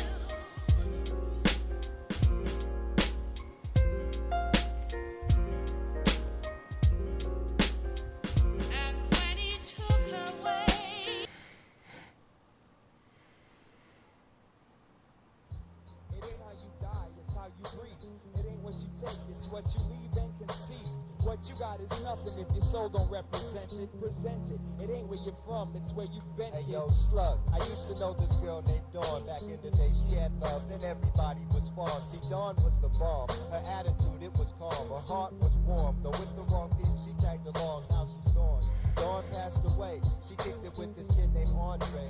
Who lived life the wrong I way. know that kid. Seemed as if he had no insecurities. Acted like he was the Mac mixed with Hercules. Disturbing the flow just to hold the title fly cool. The first one to hold the two. Freshman year in high school. Now mind you, this was back a decade. We was thinking girls, music, shoes. Andre was thinking get paid. But let's say my man just had a knack for acting ill. To the level of immaculate. As if it was a practice skill. He'd have to fill your head with tales. Keep the rep from getting stale. 14 said he spent his winter break in jail. As time goes by, the lines that try to differentiate the fake from the truth get loose. So what's the use? Kid was living on the rails cause he chooses to. Goes to jail, comes back with juice. The crew's enthused. Who knew the bruise would heal so quick? Who knew the passion would become fashion and get you fastened onto his dick?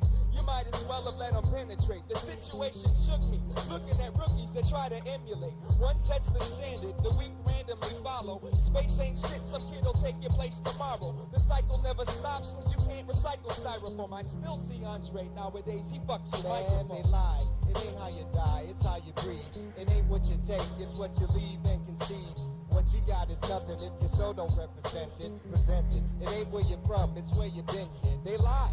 It ain't how you die, it's how you breathe. It ain't what you take, it's what you leave and conceive. What you got is nothing if your soul don't represent it. Present it. It ain't where you're from, it's where you've been, kid. What you got ain't nothing if your soul don't represent it. Present it. It ain't where you're from, it's where you've been, kid. There we What you go. got is nothing if your soul don't represent it. Present it. It ain't where you're from, it's where you've been, They kid. lie.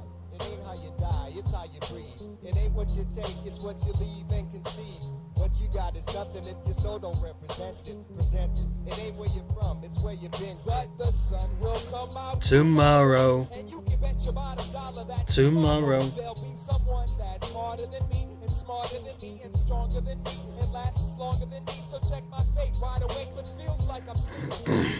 Life can't catch your wife, that's really worth my keeping. It's deeper, I peep it. I seem to need to understand now. How am I gonna explain to my seed I was the man? Word park killers, the suicide and pistol court buildings, young villains holding guns without feelings, dealing crumbs of demons to those fiending.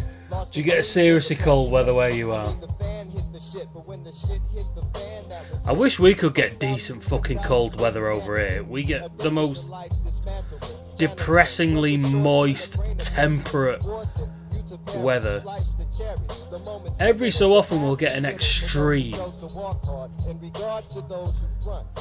I think 2 years ago we got a summer of, I don't know, for the UK it was pretty hot. It's about 30 odd degrees, 32 degrees Celsius, 32 degrees Celsius, which is pretty warm, especially for the north. I'm just absolutely sick of weak fucking winters that we have. We have pathetic winters. The last couple of years, winter's been about, I don't know, 10 degrees Celsius, and again a little bit just moist and wet. And I love when you get a proper winter, and it's kind of, for us, a proper winter is about -5. That's about as low as it goes. But really cold, clear skies, no clouds, so it's proper crisp. I love that kind of winter. We don't really get any kind of hectic snow, but we're just getting these fucking moderate winters. Yes. Shit. Sorry. Give us a proper winter. That's what I'm saying. Kind of proper winter, like when it's actually Cold, cold and yeah. there's snow. Yeah, and cold. shit. Yeah, cold and crisp. Cold, crisp, snowy, not. Medium and wet. Yeah. Grey. Yeah. Shit winter. Sorry, I was gone for so long. I was doing my chef thing. DJ shit winter. Pardon? How dare you? I think it's time that we got naked. Okay. No. No. No.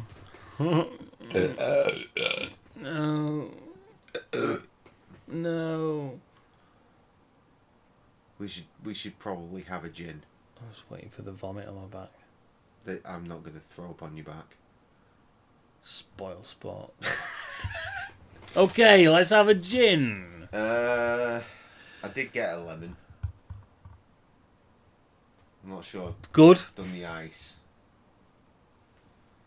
I'll just. Well, see you in a couple of minutes then. Yeah.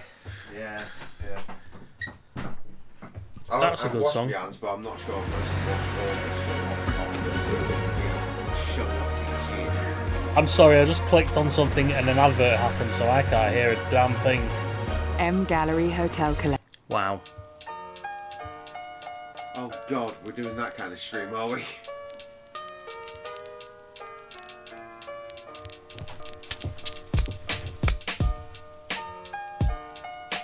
It is that one, yeah.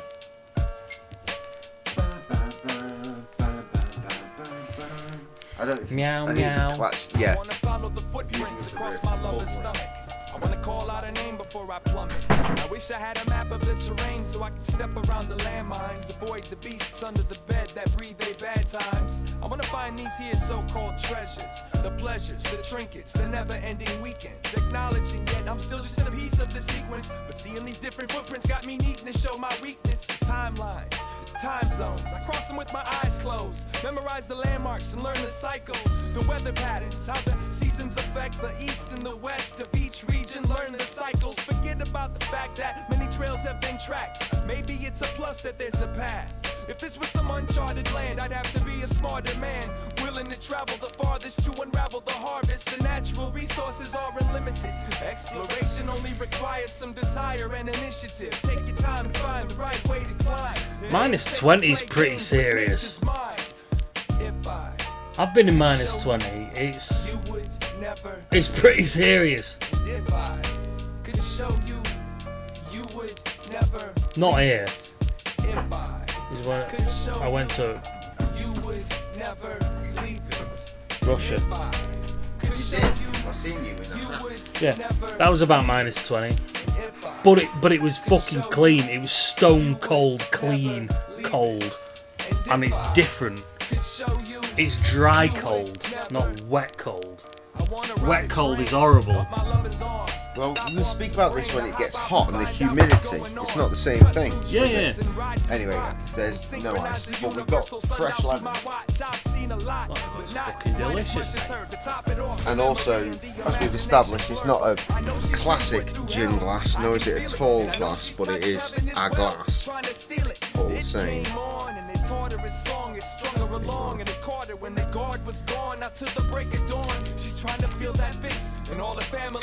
I had not appreciated how fucking late it's gone. So we're gonna be eating eventually. What's it, Corky Boy? It's my first ever Hendrix. I believe Hendrix is supposed to be some of the best gin that exists. So, Christ. It's supposed to be a cucumber. Beg your pardon? It's supposed to be the cucumbery one. Well, either way, it's gin. Oh yeah. So have some. Thanks. Safe. Innit? Have some. Safe. Then you would never leave it. Literally just a splash of something. Just a splash. Really? Yeah, because it smells like nice gin, so. It does, true. I'm going to need a little bit more of a mix. I'd like to try it, and if I need more, I can have more. True enough. Right, we're on the gin. So, to Mother Dear, Isabel Marion Mannings got as far in life as she could before Cells decided to make that go stop it. 20 years? 20 years.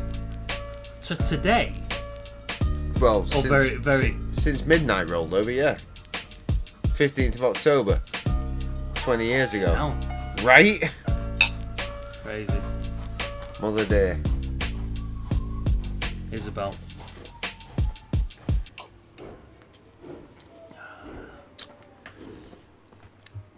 It's not bad, that. That's nice. It's pretty nice. Pretty nice. Smart your approach and turn over there now, big man. Little man, grow up, you're showing your Inappropriate! Inappropriate.com! .com.uk in the selection of lies. The skip button was taken away from you, like your mother was. Fuck. I'm sorry, mate. I think that's the only joke I've ever made about it ever. Potentially. I still feel terrible about it. It's been 20 years. Now. It's been 20 years. It's probably alright. It's probably alright. Or is it?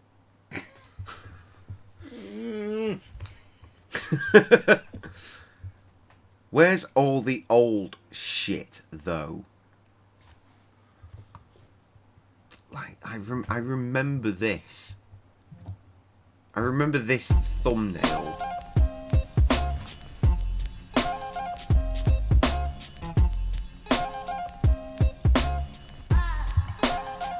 I assume you've just been playing old hip-hop and chatting to Trev. Pretty much, yeah. Yeah, classic, classic.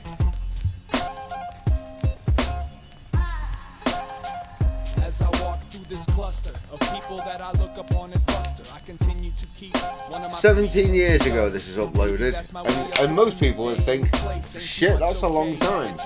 Yeah, it's probably a bit longer than that, isn't it? Fellas, keep your fists up, women keep it down. I'd reckon so. I think you first told me about Atmosphere 17 years ago. Well, it was Jalport that did it.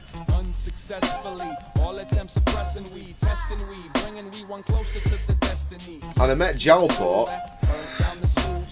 Jalport face to face 5 days before today. What, actual today? No, you know what I mean. Yes, actual today. Oh, fucking right, you know what's even weirder? You know I did that podcast, Jalport's podcast. You've told me about it, yeah. That was, I worked it out. It was genuinely, he interviewed me for his podcast on the anniversary of the day that we first met, and neither of us knew. I worked it out a few days later. I was like, because I spoke about my mum dying and shit during the podcast, and then I clocked the dates after the fact. I was like, wait a fucking second. Absolutely fucking mental, that one.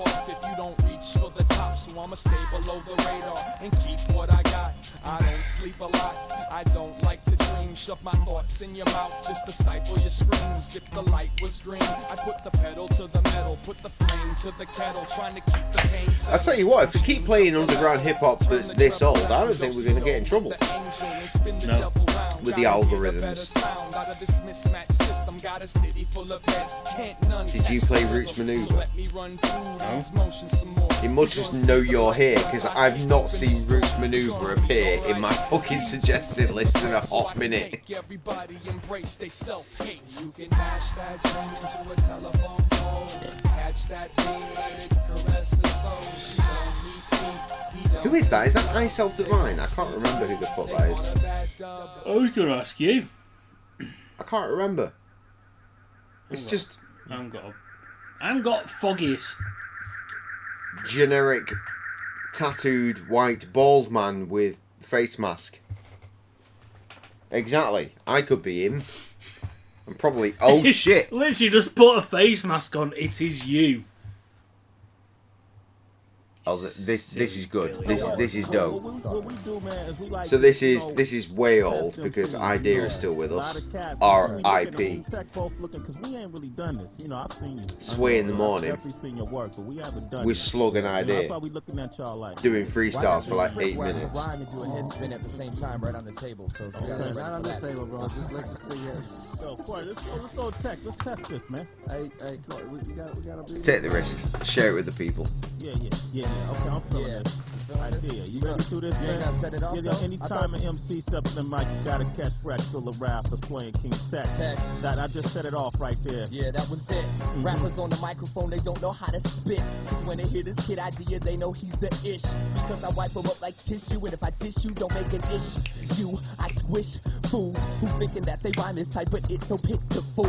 I rip a fool, and he ain't even trying to step. Cause every time I grab the mic, I get respect. Hash my check and break a neck of an MC that thinking that he is dope. I still remember us coming back from that POS show where he was just opening for the punk group, and there was a guy that was like, oh shit, you into like Idea and Abilities, and I was like, this was like after a good 10 minutes after we'd left the venue. Like, yeah, man. And then I got onto him after the fact. I was just trying to fit into the crowd so we didn't get punched in the face. It was Bouncing Souls he was supplying. You remember? I got the ticket. It's in my ticket book. I no longer have the ticket.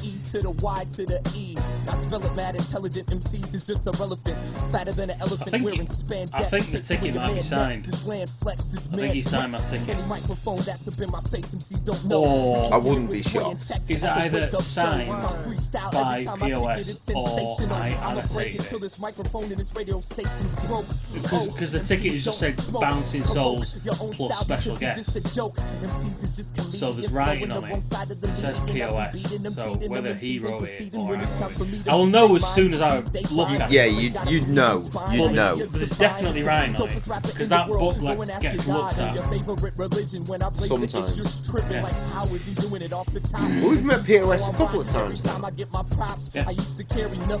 I've aggressively gone after POS.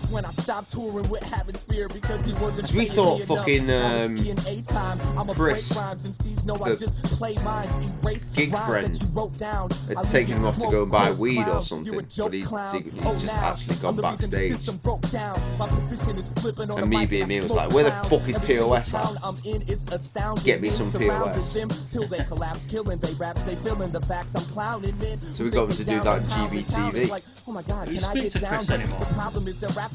He's not really on social media anymore.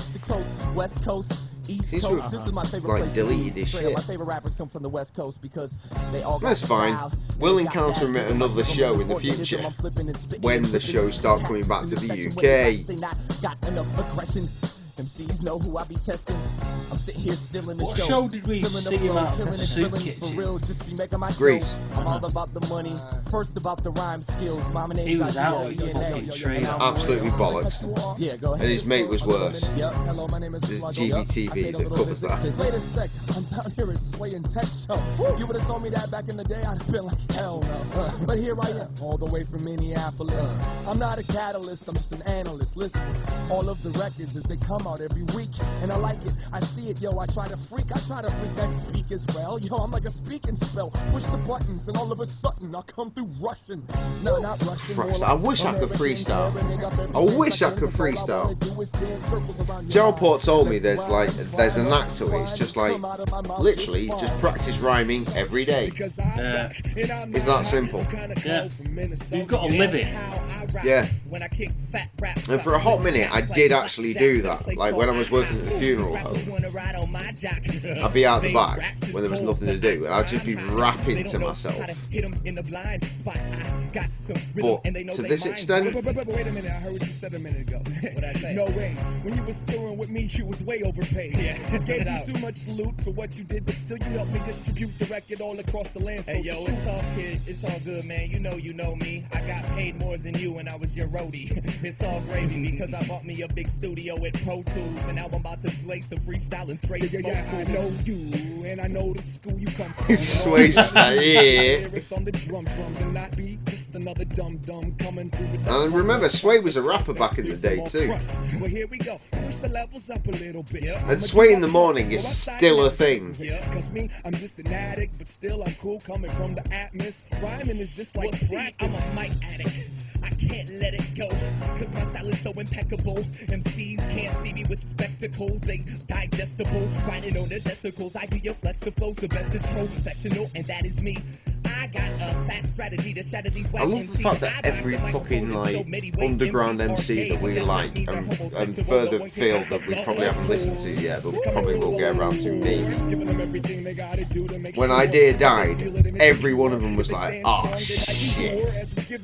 It's like a war. You might see me on tour, but I'm not making enough paper. But if you come up to me after the show, I'll be like, yo, I'll see you later, cause I ain't trying to have you around. Not being an innovator, I generate a rhyme, penetrate the mind, and innovate myself. That's fine. On the real, I ain't giving you no paper, I'll give you a bust mask. Yeah, I give you a razor so you can shave that mustache. I give you everything you need to get where the hell you gotta go. Go ahead and kick your little flow, hey, yo, I know that the fact is at this point they are dirty, just battling, aren't they? But with this, the chicks think that I'm 30, so they're like, man, I like you. You wanna just dance, but MCs don't know they never could advance. I'm like an avalanche, the battle stands are shaking. You look like a werewolf.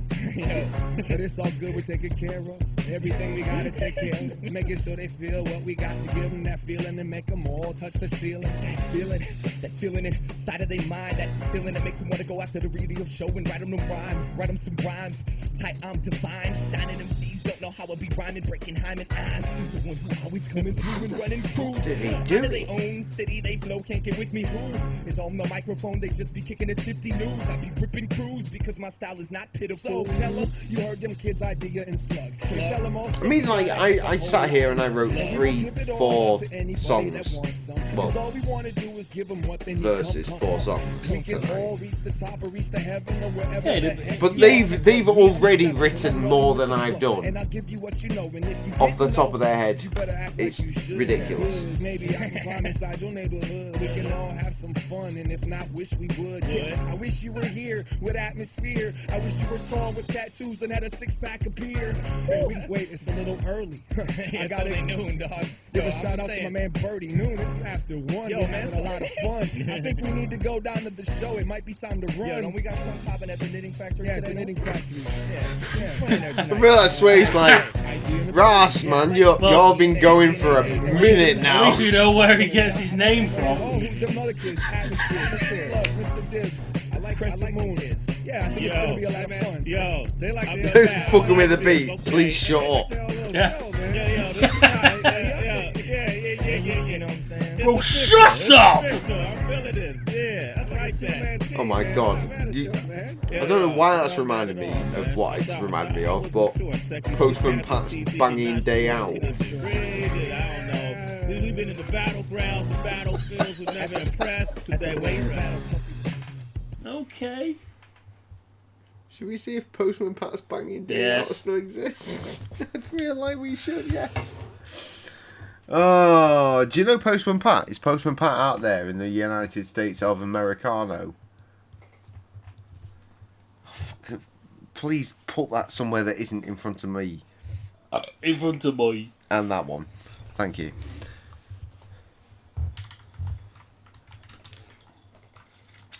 I'm going to slow mine down a bit. I mean, it's a YouTube suggestion. Oh, fuck me! Postman Pat's Banging Day Out remastered. Great. Sexual kids. Fucking strap in, lad.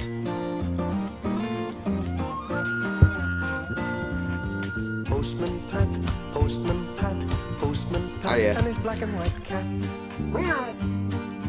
All the birds are singing, and the day is just beginning. Just some rappers. Pat feels he's a really happy man.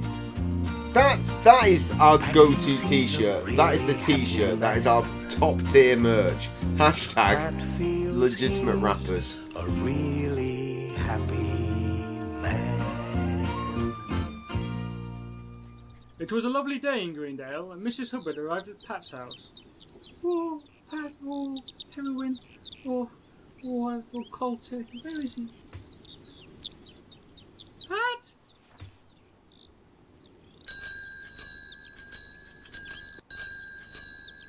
Pat, where are you?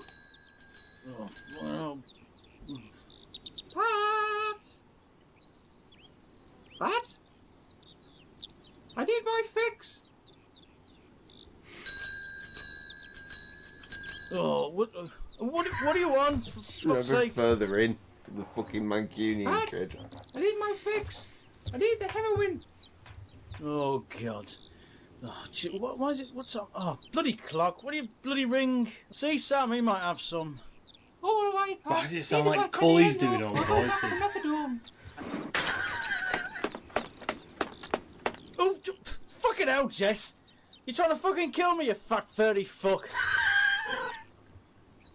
No, for fuck's sake, just get over here, you bastard. Come on, get the bloody van. I'll tell you what, What's it says remastered, Jesus. but this is how I remember it.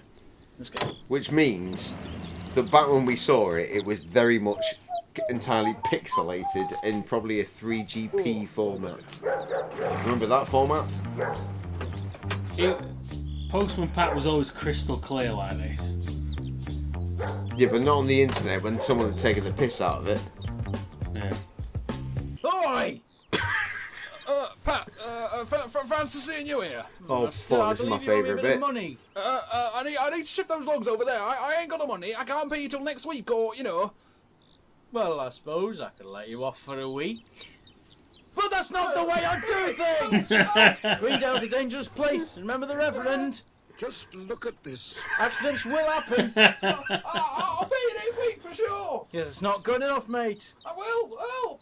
We'll have this. Oh! Ouch! Oh, bastard.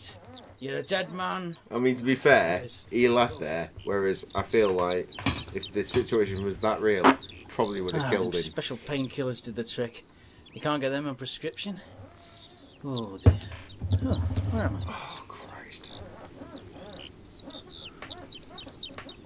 I'll just have a sit down with me lunch. It's a lovely day here. I don't know why I have to worry about all that debt collecting and stuff. Bloody hell. I've got the munchies right now. Oof. Nah, I can't be bothered. Maybe. Nah. Oh, I just had the weirdest fucking dream. Me lunch. Hey, you chickens! I had the fucking chickens! Where's the fucking bastard? Where they gone now? Where you gone? Come back. What's the chickens? Fuck! Oh, what's in my head? Oh, fuck. Where are they gone now? Oh, tree! Monster chickens can't climb trees. Hey! Go on then, let's get up there then. This is fun. Get up there. Wicked. Oh, fuck. Oh, still up. Better make sure them chickens don't get me. Oh, fucking hell. Keep getting higher. Where's the fucking fries? Oh, Jesus. Oh, my ass. Oh, Jesus. Ow. I've got bits all over me now. Hello.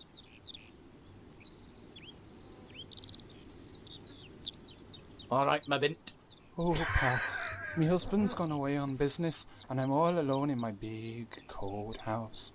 I don't suppose, if you're not busy, you could come over for some tea.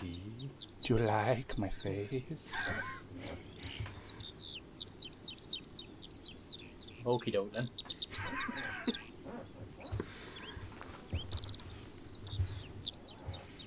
Oh, Pat, not here. I'll go slip into something more comfortable. Get in, my son.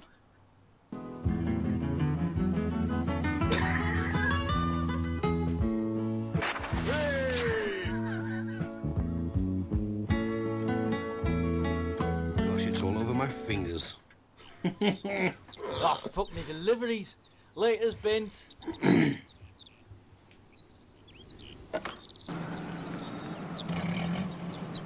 Just calling at the school, see if there's any talents for the Rev.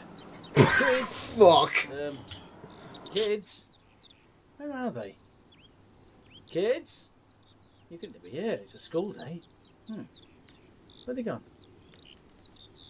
Kids? Oh, there they are. I wish I had my camera. Everyone likes blondes. And windmills. Whee! Oh, lovely. Oh. Whee! Ooh! Nice windmill. Oh, shit, me hardcore! Woo!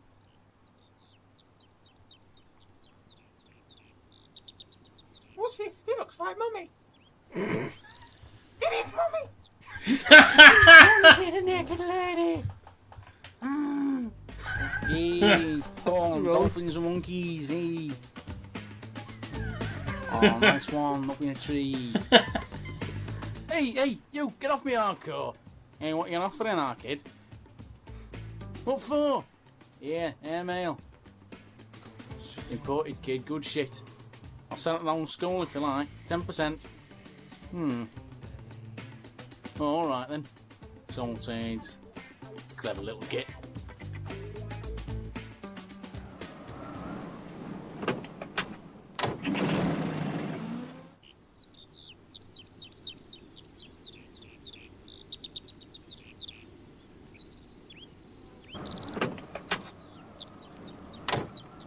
It's that old tart scarf.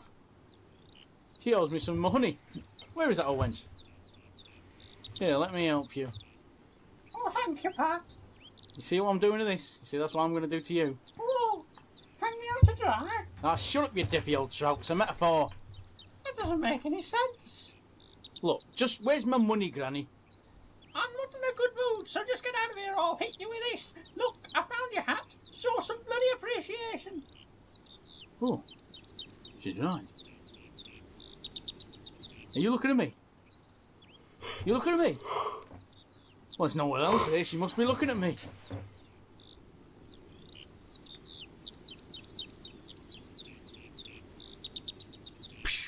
Are you looking at me?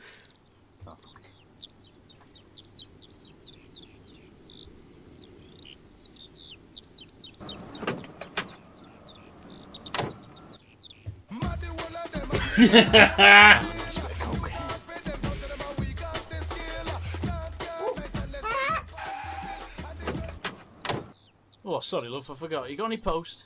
I've got something better than post. Huh? Just come into the back. Oh. Okay. I've got some tea ready brewed.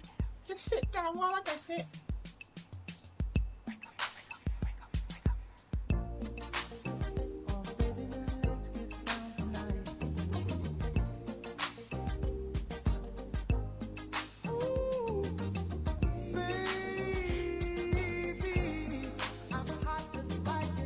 Here comes your tea and some special biscuits.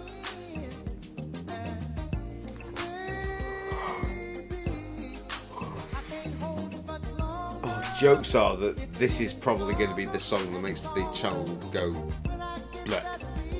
I've just had this Blop. beer delivered, special from Manchester. It's leather and PVC. I'll just go slip into it. Oh, blimey. Oh yeah, I put something in the biscuits. Get you in the mood.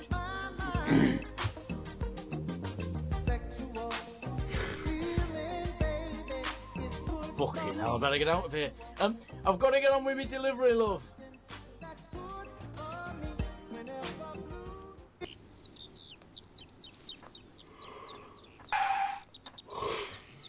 Oi! I want my money back by the end of the day, or I won't be held responsible. But I told you I ain't got your money. You know the score. But... Sort it out. Wait! Oh, come... Bugger. Oh, I better go sell my tractor.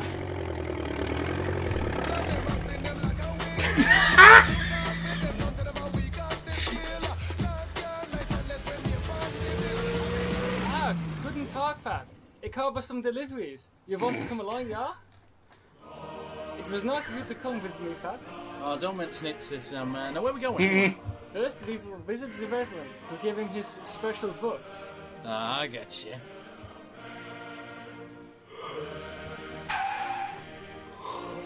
I mean, they gave him that moustache. Nice one. Round the back. There you go, mein Reverend. Oh, lovely. Bye-bye. Oh, Sam, got any smack? Yeah, here is your fix, Frau Hubbard. Oh, thank you. I better go find my spoon. Cheerio. Well, thanks for helping me with those things, Sam. Oh, nine problem. Just don't mention the body. Nine Auf problem. Wiedersehen. Yeah, whatever. Oh, she's got to get up.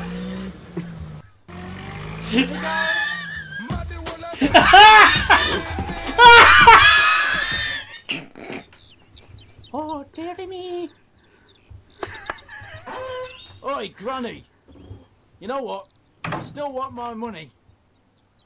So if you're not careful, something might happen, you know. For example, you see this petrol, right? Great. Now you see these matches?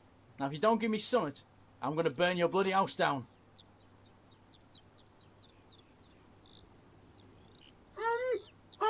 Will this do? It's my late husband's watch. Oh, well, it's no bloody Rolex, but, well, I guess it'll have to do. Fine, but I'll come for the rest later. Alright. Bitch. Come along, Jess. Let's get going. Oh, what a day. I know. Got that money. Now I'm just gonna find Pat. I got the fucker. Door. Another happy day in Greendale.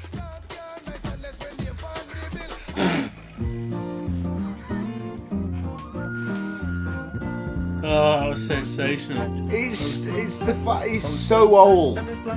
It's so fucking old.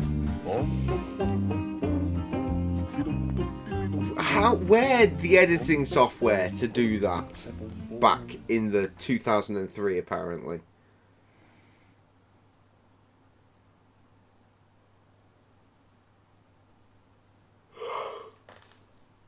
Oh Christ! Brill. Right, we've done that drink. Oh God, we've got the beers and we've got the food. Yeah, well, the food is ongoing. I genuinely, I think I'm going to have to leave you to... I will have a sip of the lovely beer. Oh, no, well, we can't do them then, because there's two different ones, and I can't have them both. So we could leave them for another day, which is fine. It is fine. We could leave them in your fridge for next time. Yeah, I mean, to be fair... Because I know that you're not going to drink it. Yeah. Because it's not bored, I can't drink it. No, it's not special occasion, I can't drink it. It's alright, we'll leave him. We'll leave him. We'll leave him. We'll leave him. We'll leave him.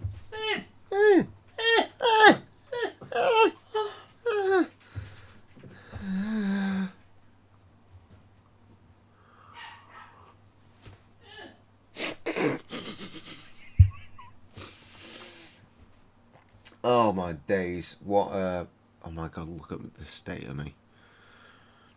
I was tired before any of this began, and now it is 3:30 in the morning.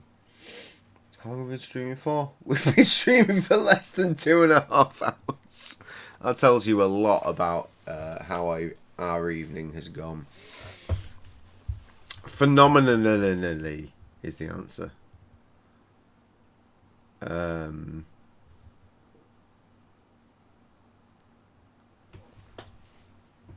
Sorry. Bob the Builder adult/rude version. Very funny, in brackets. Complete season 1. Now, what I want from this, what I need from this, is for it to be an entire selection of clips taken from Men Behaving Badly, which is where Neil Morrissey is at his best. Neil Morrissey being Tony in Men Behaving Badly, but also the voice of Bob the Builder. And I don't know Bob the Builder. What the fucking hell's up with him in there? Fuck knows, maybe it's finally open Wendy's legs. Oh, I feel fucked. Fuck me, I knew I shouldn't have sniffed all that dodgy stuff. Scoop got me. Could have been total. Yeah, that's rubbish. It's not what it should have been. It's not what it should have been. Welcome back. How is Dan? Pardon? Dan? Dan? Yeah. That's not ready for streams. Right, what are we doing? I feel like there's got to be a Thomas the Tank Engine mashup somewhere if we're going to keep doing this.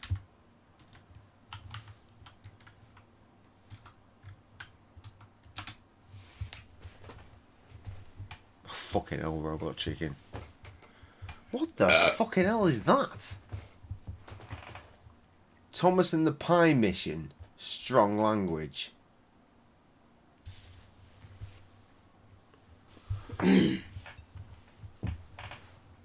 Sounds like a good solid wank to me. Morning to find that it had been fucking snowing.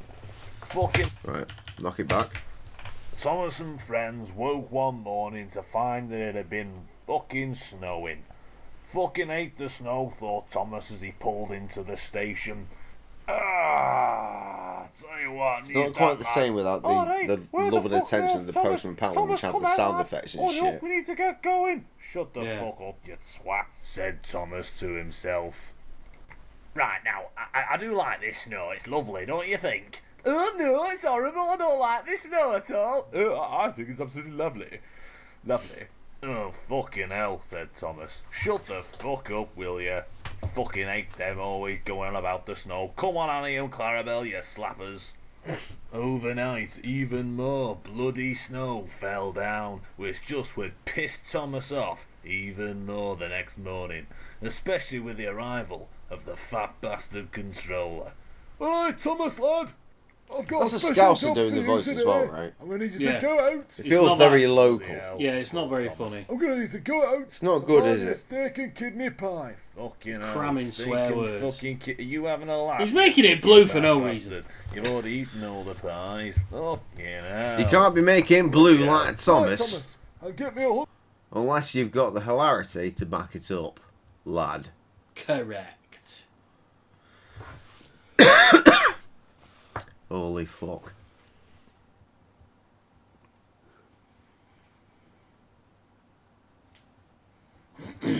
There is genuinely a playlist here. That says Thomas and Friends Adult Show Parodies. I'm prepared to give that one a go. One lovely morning, Thomas the Tank Top engine was crawling into The the Tank engines. Top engine. Went the other engines. They were pleased to see Thomas. Keep that ruddy noise down, said Thomas. Can't you see I've got a hangover? My head feels like a gymnast bum. It's splitting. And a lot more's body, added Gordon. Are you coming into the station, Thomas, to pick up some more jolly folk from the town? Stuff that, said Thomas. I need a drink. Hellfire. I'm hallucinating, he said with great difficulty. That's what makes the difference Fill us right up, Mr. there. Water tank. Brrr, said Thomas, without moving his lips. That's your share, Thomas, said the water tank. Unless you don't mind taking Gordon's. Okay, said Thomas, but easy on the bitter lemon. Right, I'm off to the sidings. Thomas looked forward to his daily trips to the sidings, even if it was a ruddy, silly name for a pub. As Thomas pulled up at the sidings, he saw Jeremy, the pink engine.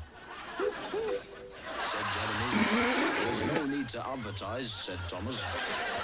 It was then the fat controller walked onto the track. What's all this locomotion going on?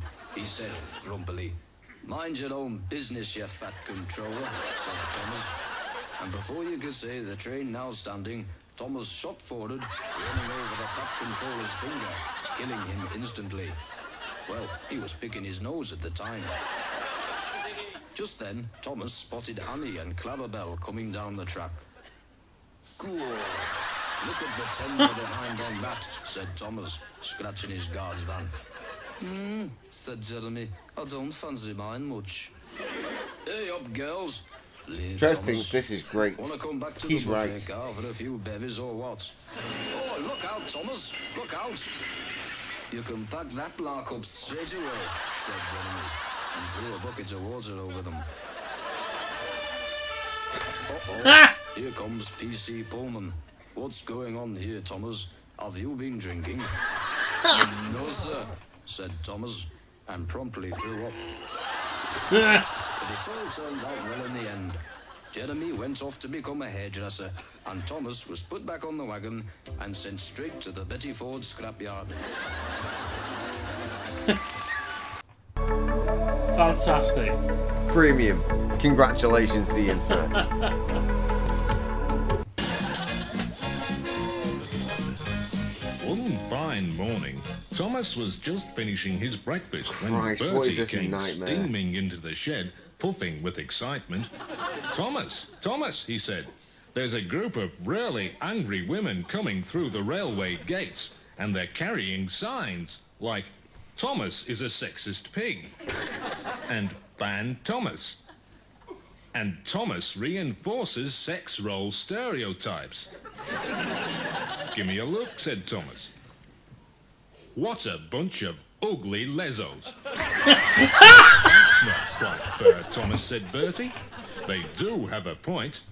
For instance, why is it that only boys can be engines? Because I like having boys around me, said Thomas. Now come back into the shed and I'll show you my funnel. Later that week, however, the fat controller called a meeting with all the engines. I wasn't there with it to Is begin with, everyone and here? then just He called out. Alfred isn't here, cried Damien the Diesel. Well, where is he? Bellowed the fat controller angrily. He's shunting Edgar in the maintenance shed, cried crazy Bartholomew, the loco locomotive. Now settle down, said the Fat Controller. I've something very important to tell you. I have here an order from the Equal Opportunity Commission, which tells us that from now on, we've got to have female engines. The engines didn't like this idea at all. They booed and hissed the Fat Controller. Boo, hiss, boo, boo, hiss. 3 weeks later, the first female engines arrived, and everyone was surprised by how well they fitted in. In fact, Edgar and Toby even said that they preferred working with female engines because they had nicer couplings. Thomas could go either way.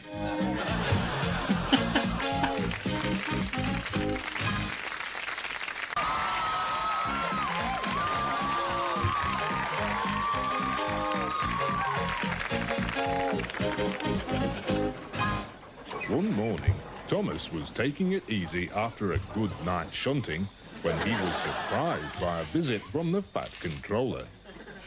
He told Thomas that he was about to send him on a very special mission the next day, and that if he told anyone about it, he'd put his boilers in a vice and squeeze them very hard.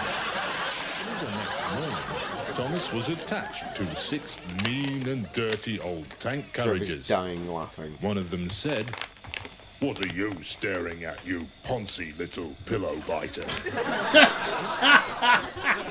Thomas steamed off until he came to an industrialized suburb and was directed to a disused warehouse where a couple of men in filthy overalls were waiting for him. They started to fill his tankers with purple slime from drums decorated with a skull and crossbones. Soon all the tankers were full, and they headed off after one of the men gave the Fat Controller a large brown paper bag. The Fat Controller made Thomas pull the filthy tankers back out into the country, past fields and trees and flowers and birds, until they came to a lovely green field. The Fat Controller opened the valves on all the tankers and let the smelly purple slime ooze out onto the lush green meadow. As the sun went down, Thomas marveled at the beauty of the rural scene, as the river of purple slime glowed in the dark. A week later, Thomas had the numbers on his boiler changed. A low-income housing estate was built on the site where they dumped the purple slime, and the Fat Controller went on an extended holiday in South America, and everyone lived happily ever after.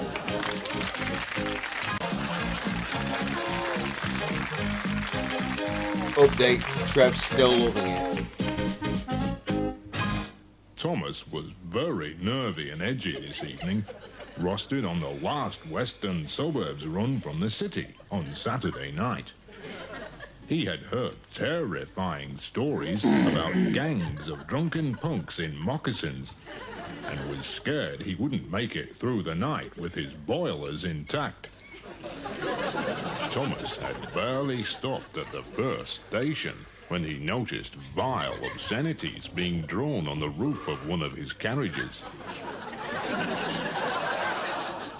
"Okay, punks," he mused, "make my day."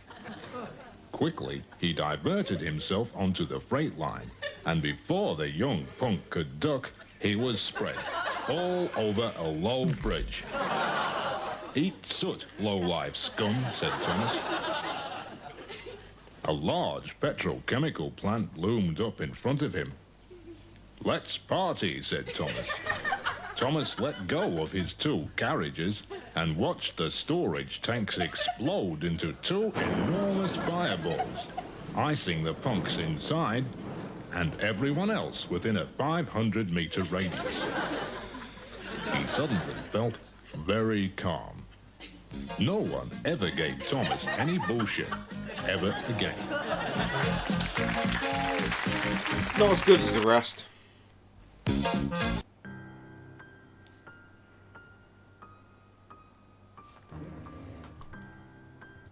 Perfect.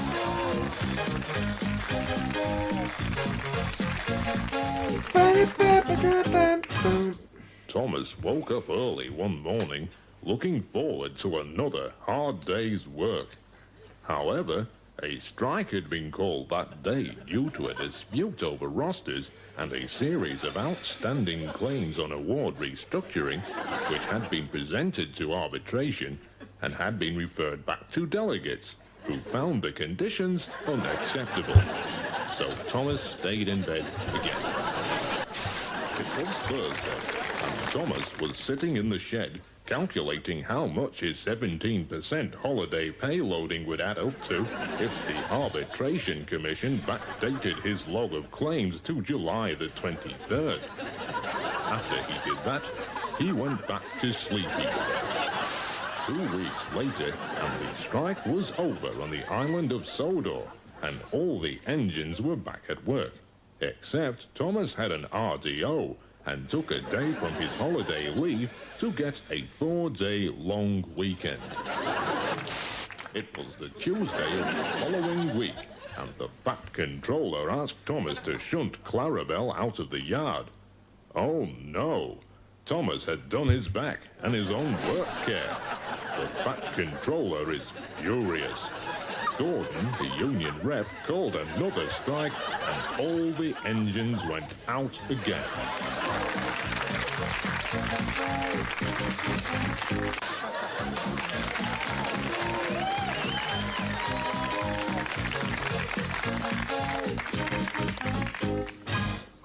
One morning, Thomas and Percy and all the other engines were resting in the shed after a hard night's shunting. All of a sudden, Henry came puffing up excitedly and said he'd heard a rumour that the Percy, railway was going to be privatised. Thomas and the others rushed out to ask the Fat Controller what was going on, but he wasn't there. He had accepted a $250,000 redundancy package. They were greeted by a flash-looking fellow in sunglasses and an Italian suit. He stood on the platform and said to Thomas and his friends, "You're all being replaced. You're noisy and you stink, and it's time you were all melted down." Thomas and the other engines were so frightened by this that they fouled their coal boxes. Most of the engines were melted down and sent over to Japan and made into annoying little 4-cylinder cars. Thomas wasn't so lucky. He was put in a children's playground in Randwick and ended his days covered in ugly graffiti, with possums shitting down his foot.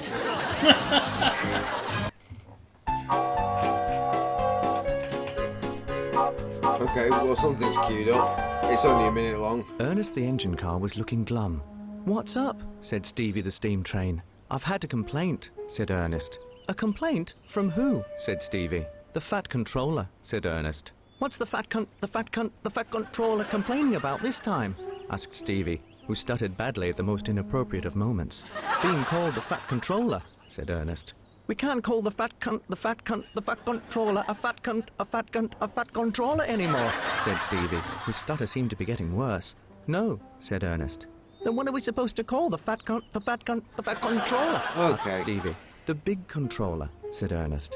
"We're supposed to call the fat controller a big controller," said Stevie. "Yes," replied Ernest. "Oh," said Stevie. "I feel like a right shunt." No, that was terrible. Yeah, that wasn't the best. Right, here's our faces.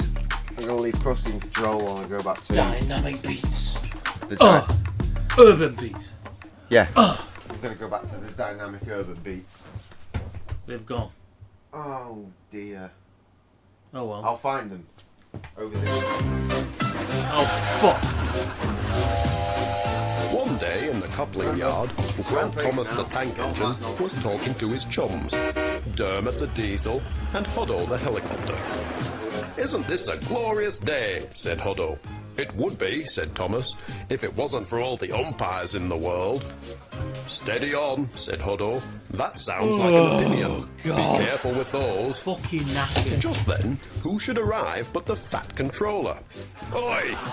Sorry, the big-boned controller. He was just passing on his way to a meeting to decide the future of the station. I couldn't help but overhear you boys talking, said the controller. But don't worry, no one will ever get sacked from this station for having an opinion. The next day, Grant was sacked for financial reasons. Said Grant, as he was shunted off to the scrapyard, but not before he said farewell to a man on his way to Camberwell. Thomas the Tank Engine was huffing and puffing when suddenly... Bust my buffers! This isn't the way to the Whistling Woods. That one? No, it ain't, pal. No, Unless the that mayor of one. Sodor gives me No, $100 million that bucks, we're one. gonna drive this dynamite right into that Knapford one. Station. Yeah. We got a problem. Get me Sir Topham Hatt. And you come back later. Do you know my schedule, dear? Okay, people, this is what we trained for. So immature. Can we all just stay on track? Let's just...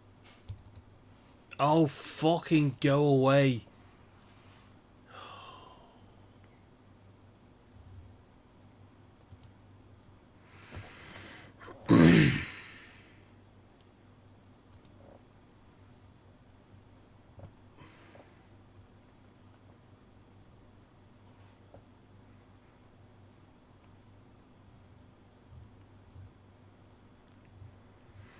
God, all load of shit.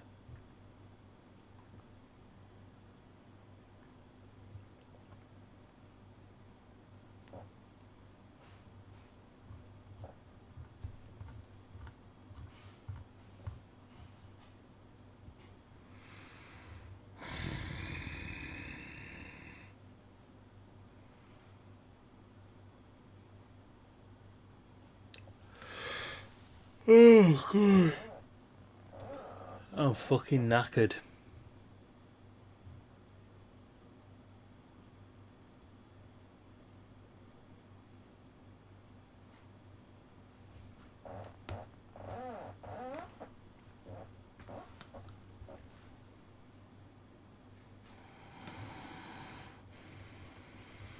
Oh, give me new stuff.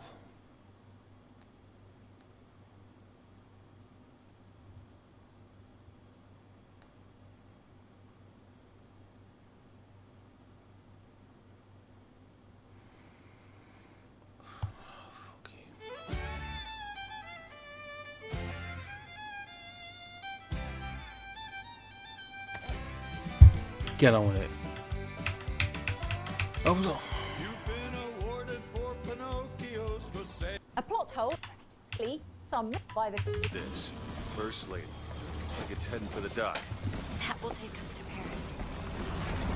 Just stay close. Yes, Mr. DeWitt. Call me Booker. The difference between living in a normal city and a city floating high above the earth is the importance of airships and handrails.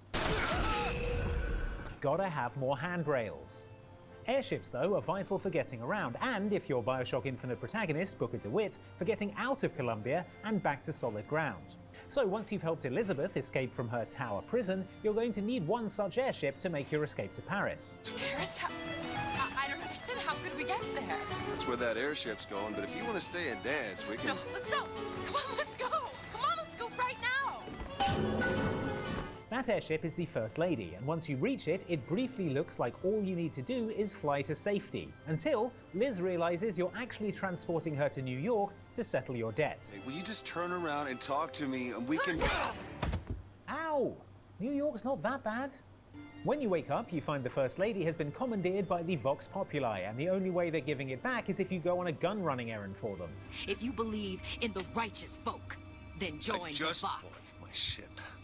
And the Vox shall give her to you. But first, you must help the Vox. Thus begins a long chain of quests with complication after complication along the way, all to once more get your hands on a precious airship. We're here for guns and then the airship. So long and convoluted is this series of quests, however, that Booker must have lost the plot partway through, because at one point you start getting attacked by an airship.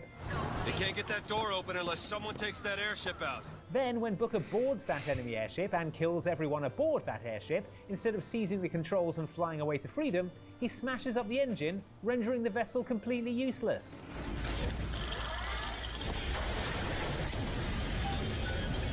Okay, now to get off this thing. A job well done. What?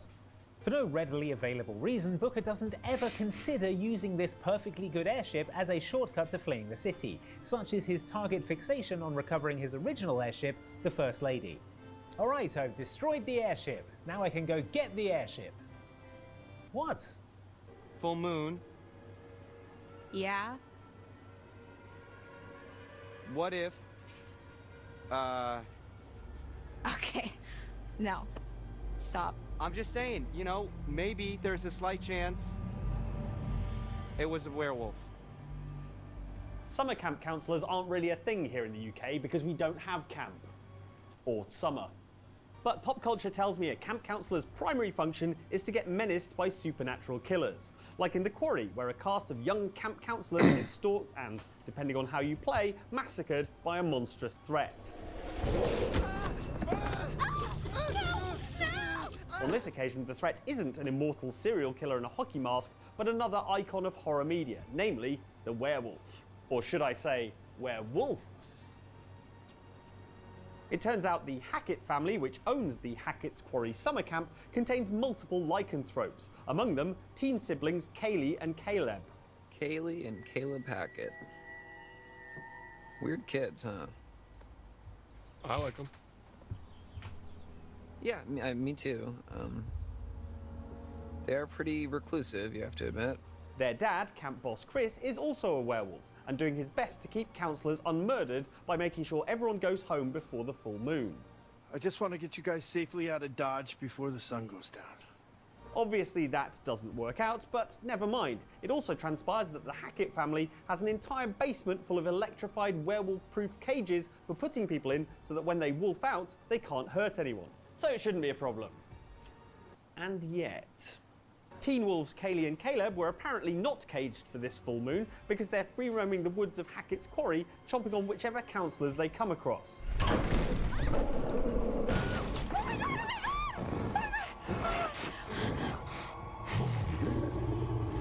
The upshot is, despite the extended Hackett family's complex scheme to protect their family and keep their werewolf curse a secret, Kaylee and Caleb bite and infect multiple counsellors. And in the most likely scenario, both are shot and killed with a silver bullet.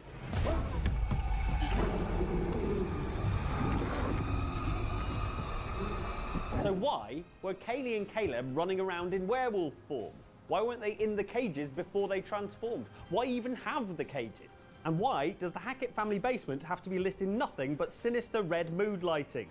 Does it double as a haunted house attraction when the moon isn't full? Because I, for one, would go there. Loghain, my decision is final. I will stand by the Grey Wardens in this assault. You risk too much, Kalen. The Darkspawn Horde is too dangerous for you to be playing hero on the front lines. Oh, I remember the poop in the bucket under the bed. Oh no! Well, I'd totally forgotten about it until you mentioned it just then. And there was poop in the bucket under the bed.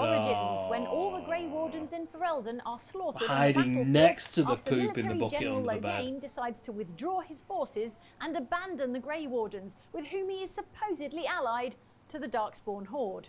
Sound the retreat. But what about the king? Should we not... Do as I command. Only 2 Grey Wardens are left alive to represent their ancient order, namely you and Alistair, which is not very many to save the world from the corrupting influence of the Darkspawn. Grey Wardens, lest we forget, are exceptional warriors uniquely prepared to turn the tide against the Darkspawn and their apocalyptic blight, which raises the question, why don't they make more Grey Wardens? I've had the Circle mages preparing. With the blood you've retrieved, we can begin the joining immediately. You already know how Grey Wardens are made, more or less, thanks to wisdom imparted earlier by the now dead Warden Commander Duncan. So it was that the first Grey Wardens drank Yeah. the Darkspawn Yeah, that's blood true, I suppose. and mastered their taint. Bad time to take a sip. Suffice it to Probably say, there is a ceremony where someone drinks some that's deadly why Darkspawn blood, and if people they had kids. master their taint and survive, hooray, The kids they can become take a the new Grey shit Warden. out. It is finished. Welcome. Sure, the drink is actually a magical mixture of Darkspawn blood and other things, but between you and Alistair, you would think it's possible to track down the Grey Warden's secret blend of herbs and spices and mix up a fresh Did I just batch of see warden health juice. poutine as a Later in thing? But between you and Alistair, you would think it's possible to track Oh, down the health Grey Warden's poultice. secret blend of herbs and spices and I mix thought it up a said fresh health batch of poutine. warden juice. Later in the game, in fact, you meet a Grey Warden from another land who will offer to create one new Grey Warden Hi, out dog. of your backstabbing nemesis Loghain. So clearly, it is possible to make new Wardens. There are 3 of us in all of Ferelden, and there are compelling reasons to have as many Wardens on hand as possible to deal with the Archdemon. That's what I'm trying to say. I guess we'll never know why they're not recruiting fresh Wardens all over the place as part of the war effort, or if saying submit yourself to the taint for the greater good will ever stop sounding the way it does. You are called upon to submit yourself to the taint for the greater good. Still The not greater great. good. Oh, I can't believe he gets fucking adverts. I'm here today Yeah, to hello, talk to you about Barry, a man who whatever your killed name is. dozens. Yes. You do get very jealous, Terry, don't John you? Rambo. Are you Terry? And it's good that he's dead. I can't remember which If one you've you never are. seen Rambo and your entire concept of the series is based off of Who movie is he posters looking of at? Sylvester Stallone with his shirt off, holding a gun that looks like it should be mounted on a helicopter, then you'd be forgiven for thinking it's a pretty violent It movie. looks like However, Sid if you the have Sloth. seen the original Rambo movie, you'll know that it's mostly about the crippling effects of PTSD. Rambo kills one person by accident and then ends up turning himself into the police at the end. In Rambo the video game, however, things are a bit different. That's because Rambo the video game is an on-rails shooter, and as you can imagine, you spend a lot of time shooting things.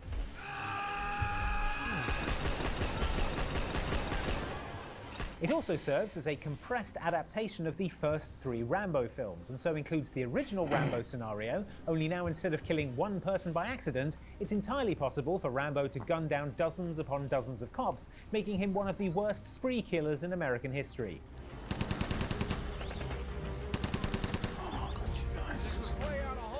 Idiots. Sure, you get bonus Quite points for cute non-lethally shooting these cops, but that's optional. If you want, you can go for straight headshots every time, all the way up to the ending where you shoot up an entire police station and then get arrested as per the end of the original Rambo film. The building's perimeter is covered. No exits. There are nearly 200 men out there and a lot of M16s. This mission is over, Rambo. Do you understand me? This mission is over. Where the plot hole comes in is at the start of the second chunk of the game, based on the second Rambo film. In the movie, Rambo is let out of prison to do a mission for the US Army in Vietnam on account of how good he is at guerrilla warfare and how the crime he was locked up for wasn't severe. I mean, not that severe. He only killed one person and it was by accident. Turn yourself in, Rambo! In the game, however, Rambo is surely considered to be one of history's greatest monsters and almost certainly serving a life sentence without possibility of parole for all those murders he did. So how was Colonel Troutman able to convince anyone to let dangerous spree killer John Rambo out of prison? You'd be temporarily reinstated in the forces, and if the mission's successful, there may be a presidential pardon. Man, this would be a pretty embarrassing plot hole if anyone had actually played Rambo the video game.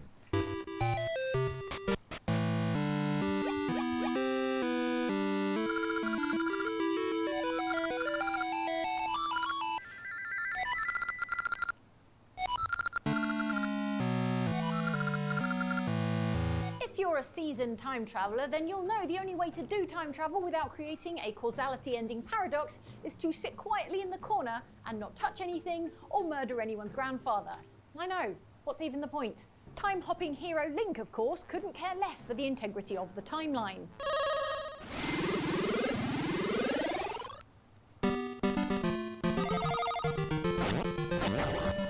In 2001 Game Boy Color title, The Legend of Zelda Oracle of Ages, your boy barters with a very hungry Goron guard who can't leave his post, trading him some delicious slow-cooked rock brisket in return for his precious family heirloom known as the Goron vase.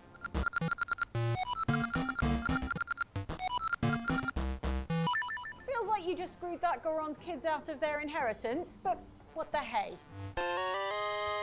Goron vase in hand, Link is then ready to summon a time portal to nip 400 years into the past.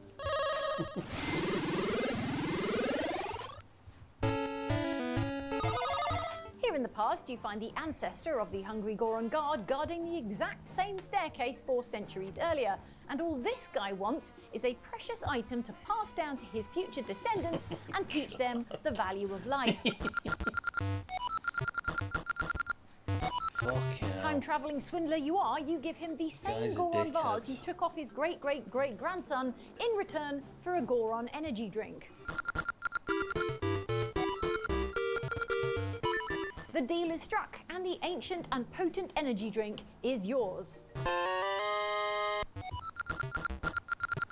That's the good stuff. This raises 3 questions. Where did the Goron vase come from? How old is the Goron vase? Where do I get more Goronade? No, you're addicted. This is another iconic example of the classic bootstrap paradox, courtesy of The Legend of Zelda, the franchise that brought you, in our previous video, the mysterious origins of the Song of Storms. Makes you think about getting more Goronade. Seriously, do you have share any it a bit? Hello, I'm Molly at you gotta share it. HalloweenCostumes.com, and we've been hiding something in here for a long time. We've decided to finally show you the skeletons in our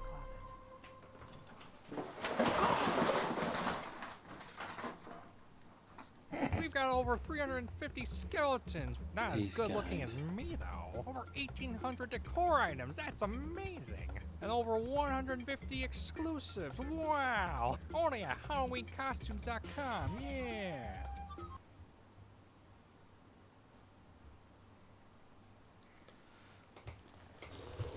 Sorry, guys.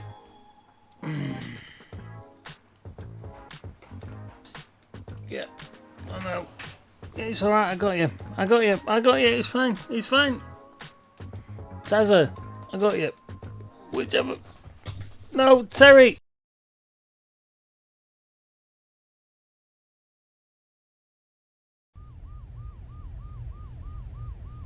What?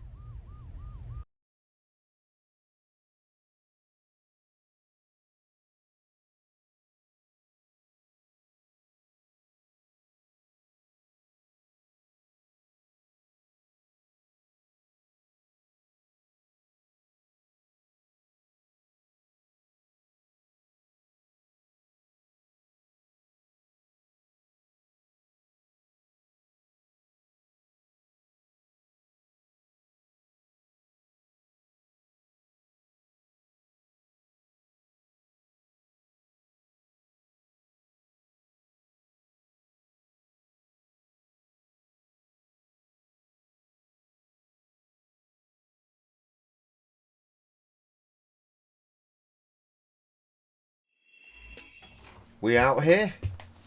I have no idea what's been going on. Not very much. Videos have been playing. Oh, I've been tickling dogs. We need more interesting things. Oh shit. Well, to be fair, your fucking laptop that runs at 2 bytes per year, unbelievable, contains all of the interesting things. I've heard songs that I've not heard in a billion years this evening. A billion is an accurate number. Do not fucking come for me, because I will punch you in the face. I'll just come around you then. No, you can't play it through there. Again, you just told me what time of the morning it was. You can't just play it through there. You'll just have to leave them in suspense. Exactly. For future endeavours.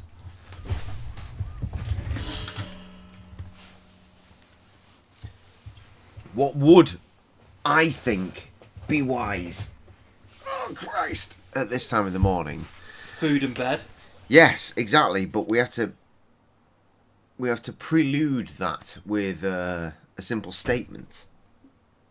We're going to set my bed up. Well, yeah, we can do that, yes. But for them, they need a simple statement. And that statement is, of course, as we always tend to say around these parts, it is, of course, a case of live, laugh, limp biscuit. And until we, or I, or him alone, I know, how weird would that be? Who, me? Until we, fucking hell, Trevor's scrambling right now. Until we see you again. Have a tiny sip of gin, because Christ, the mix was very off. I've literally got no gin left. I feel like I want more gin than tonic, to be fair. Anyway, until we see you again, it is, as I just stated, a case of live, laugh, and biscuit.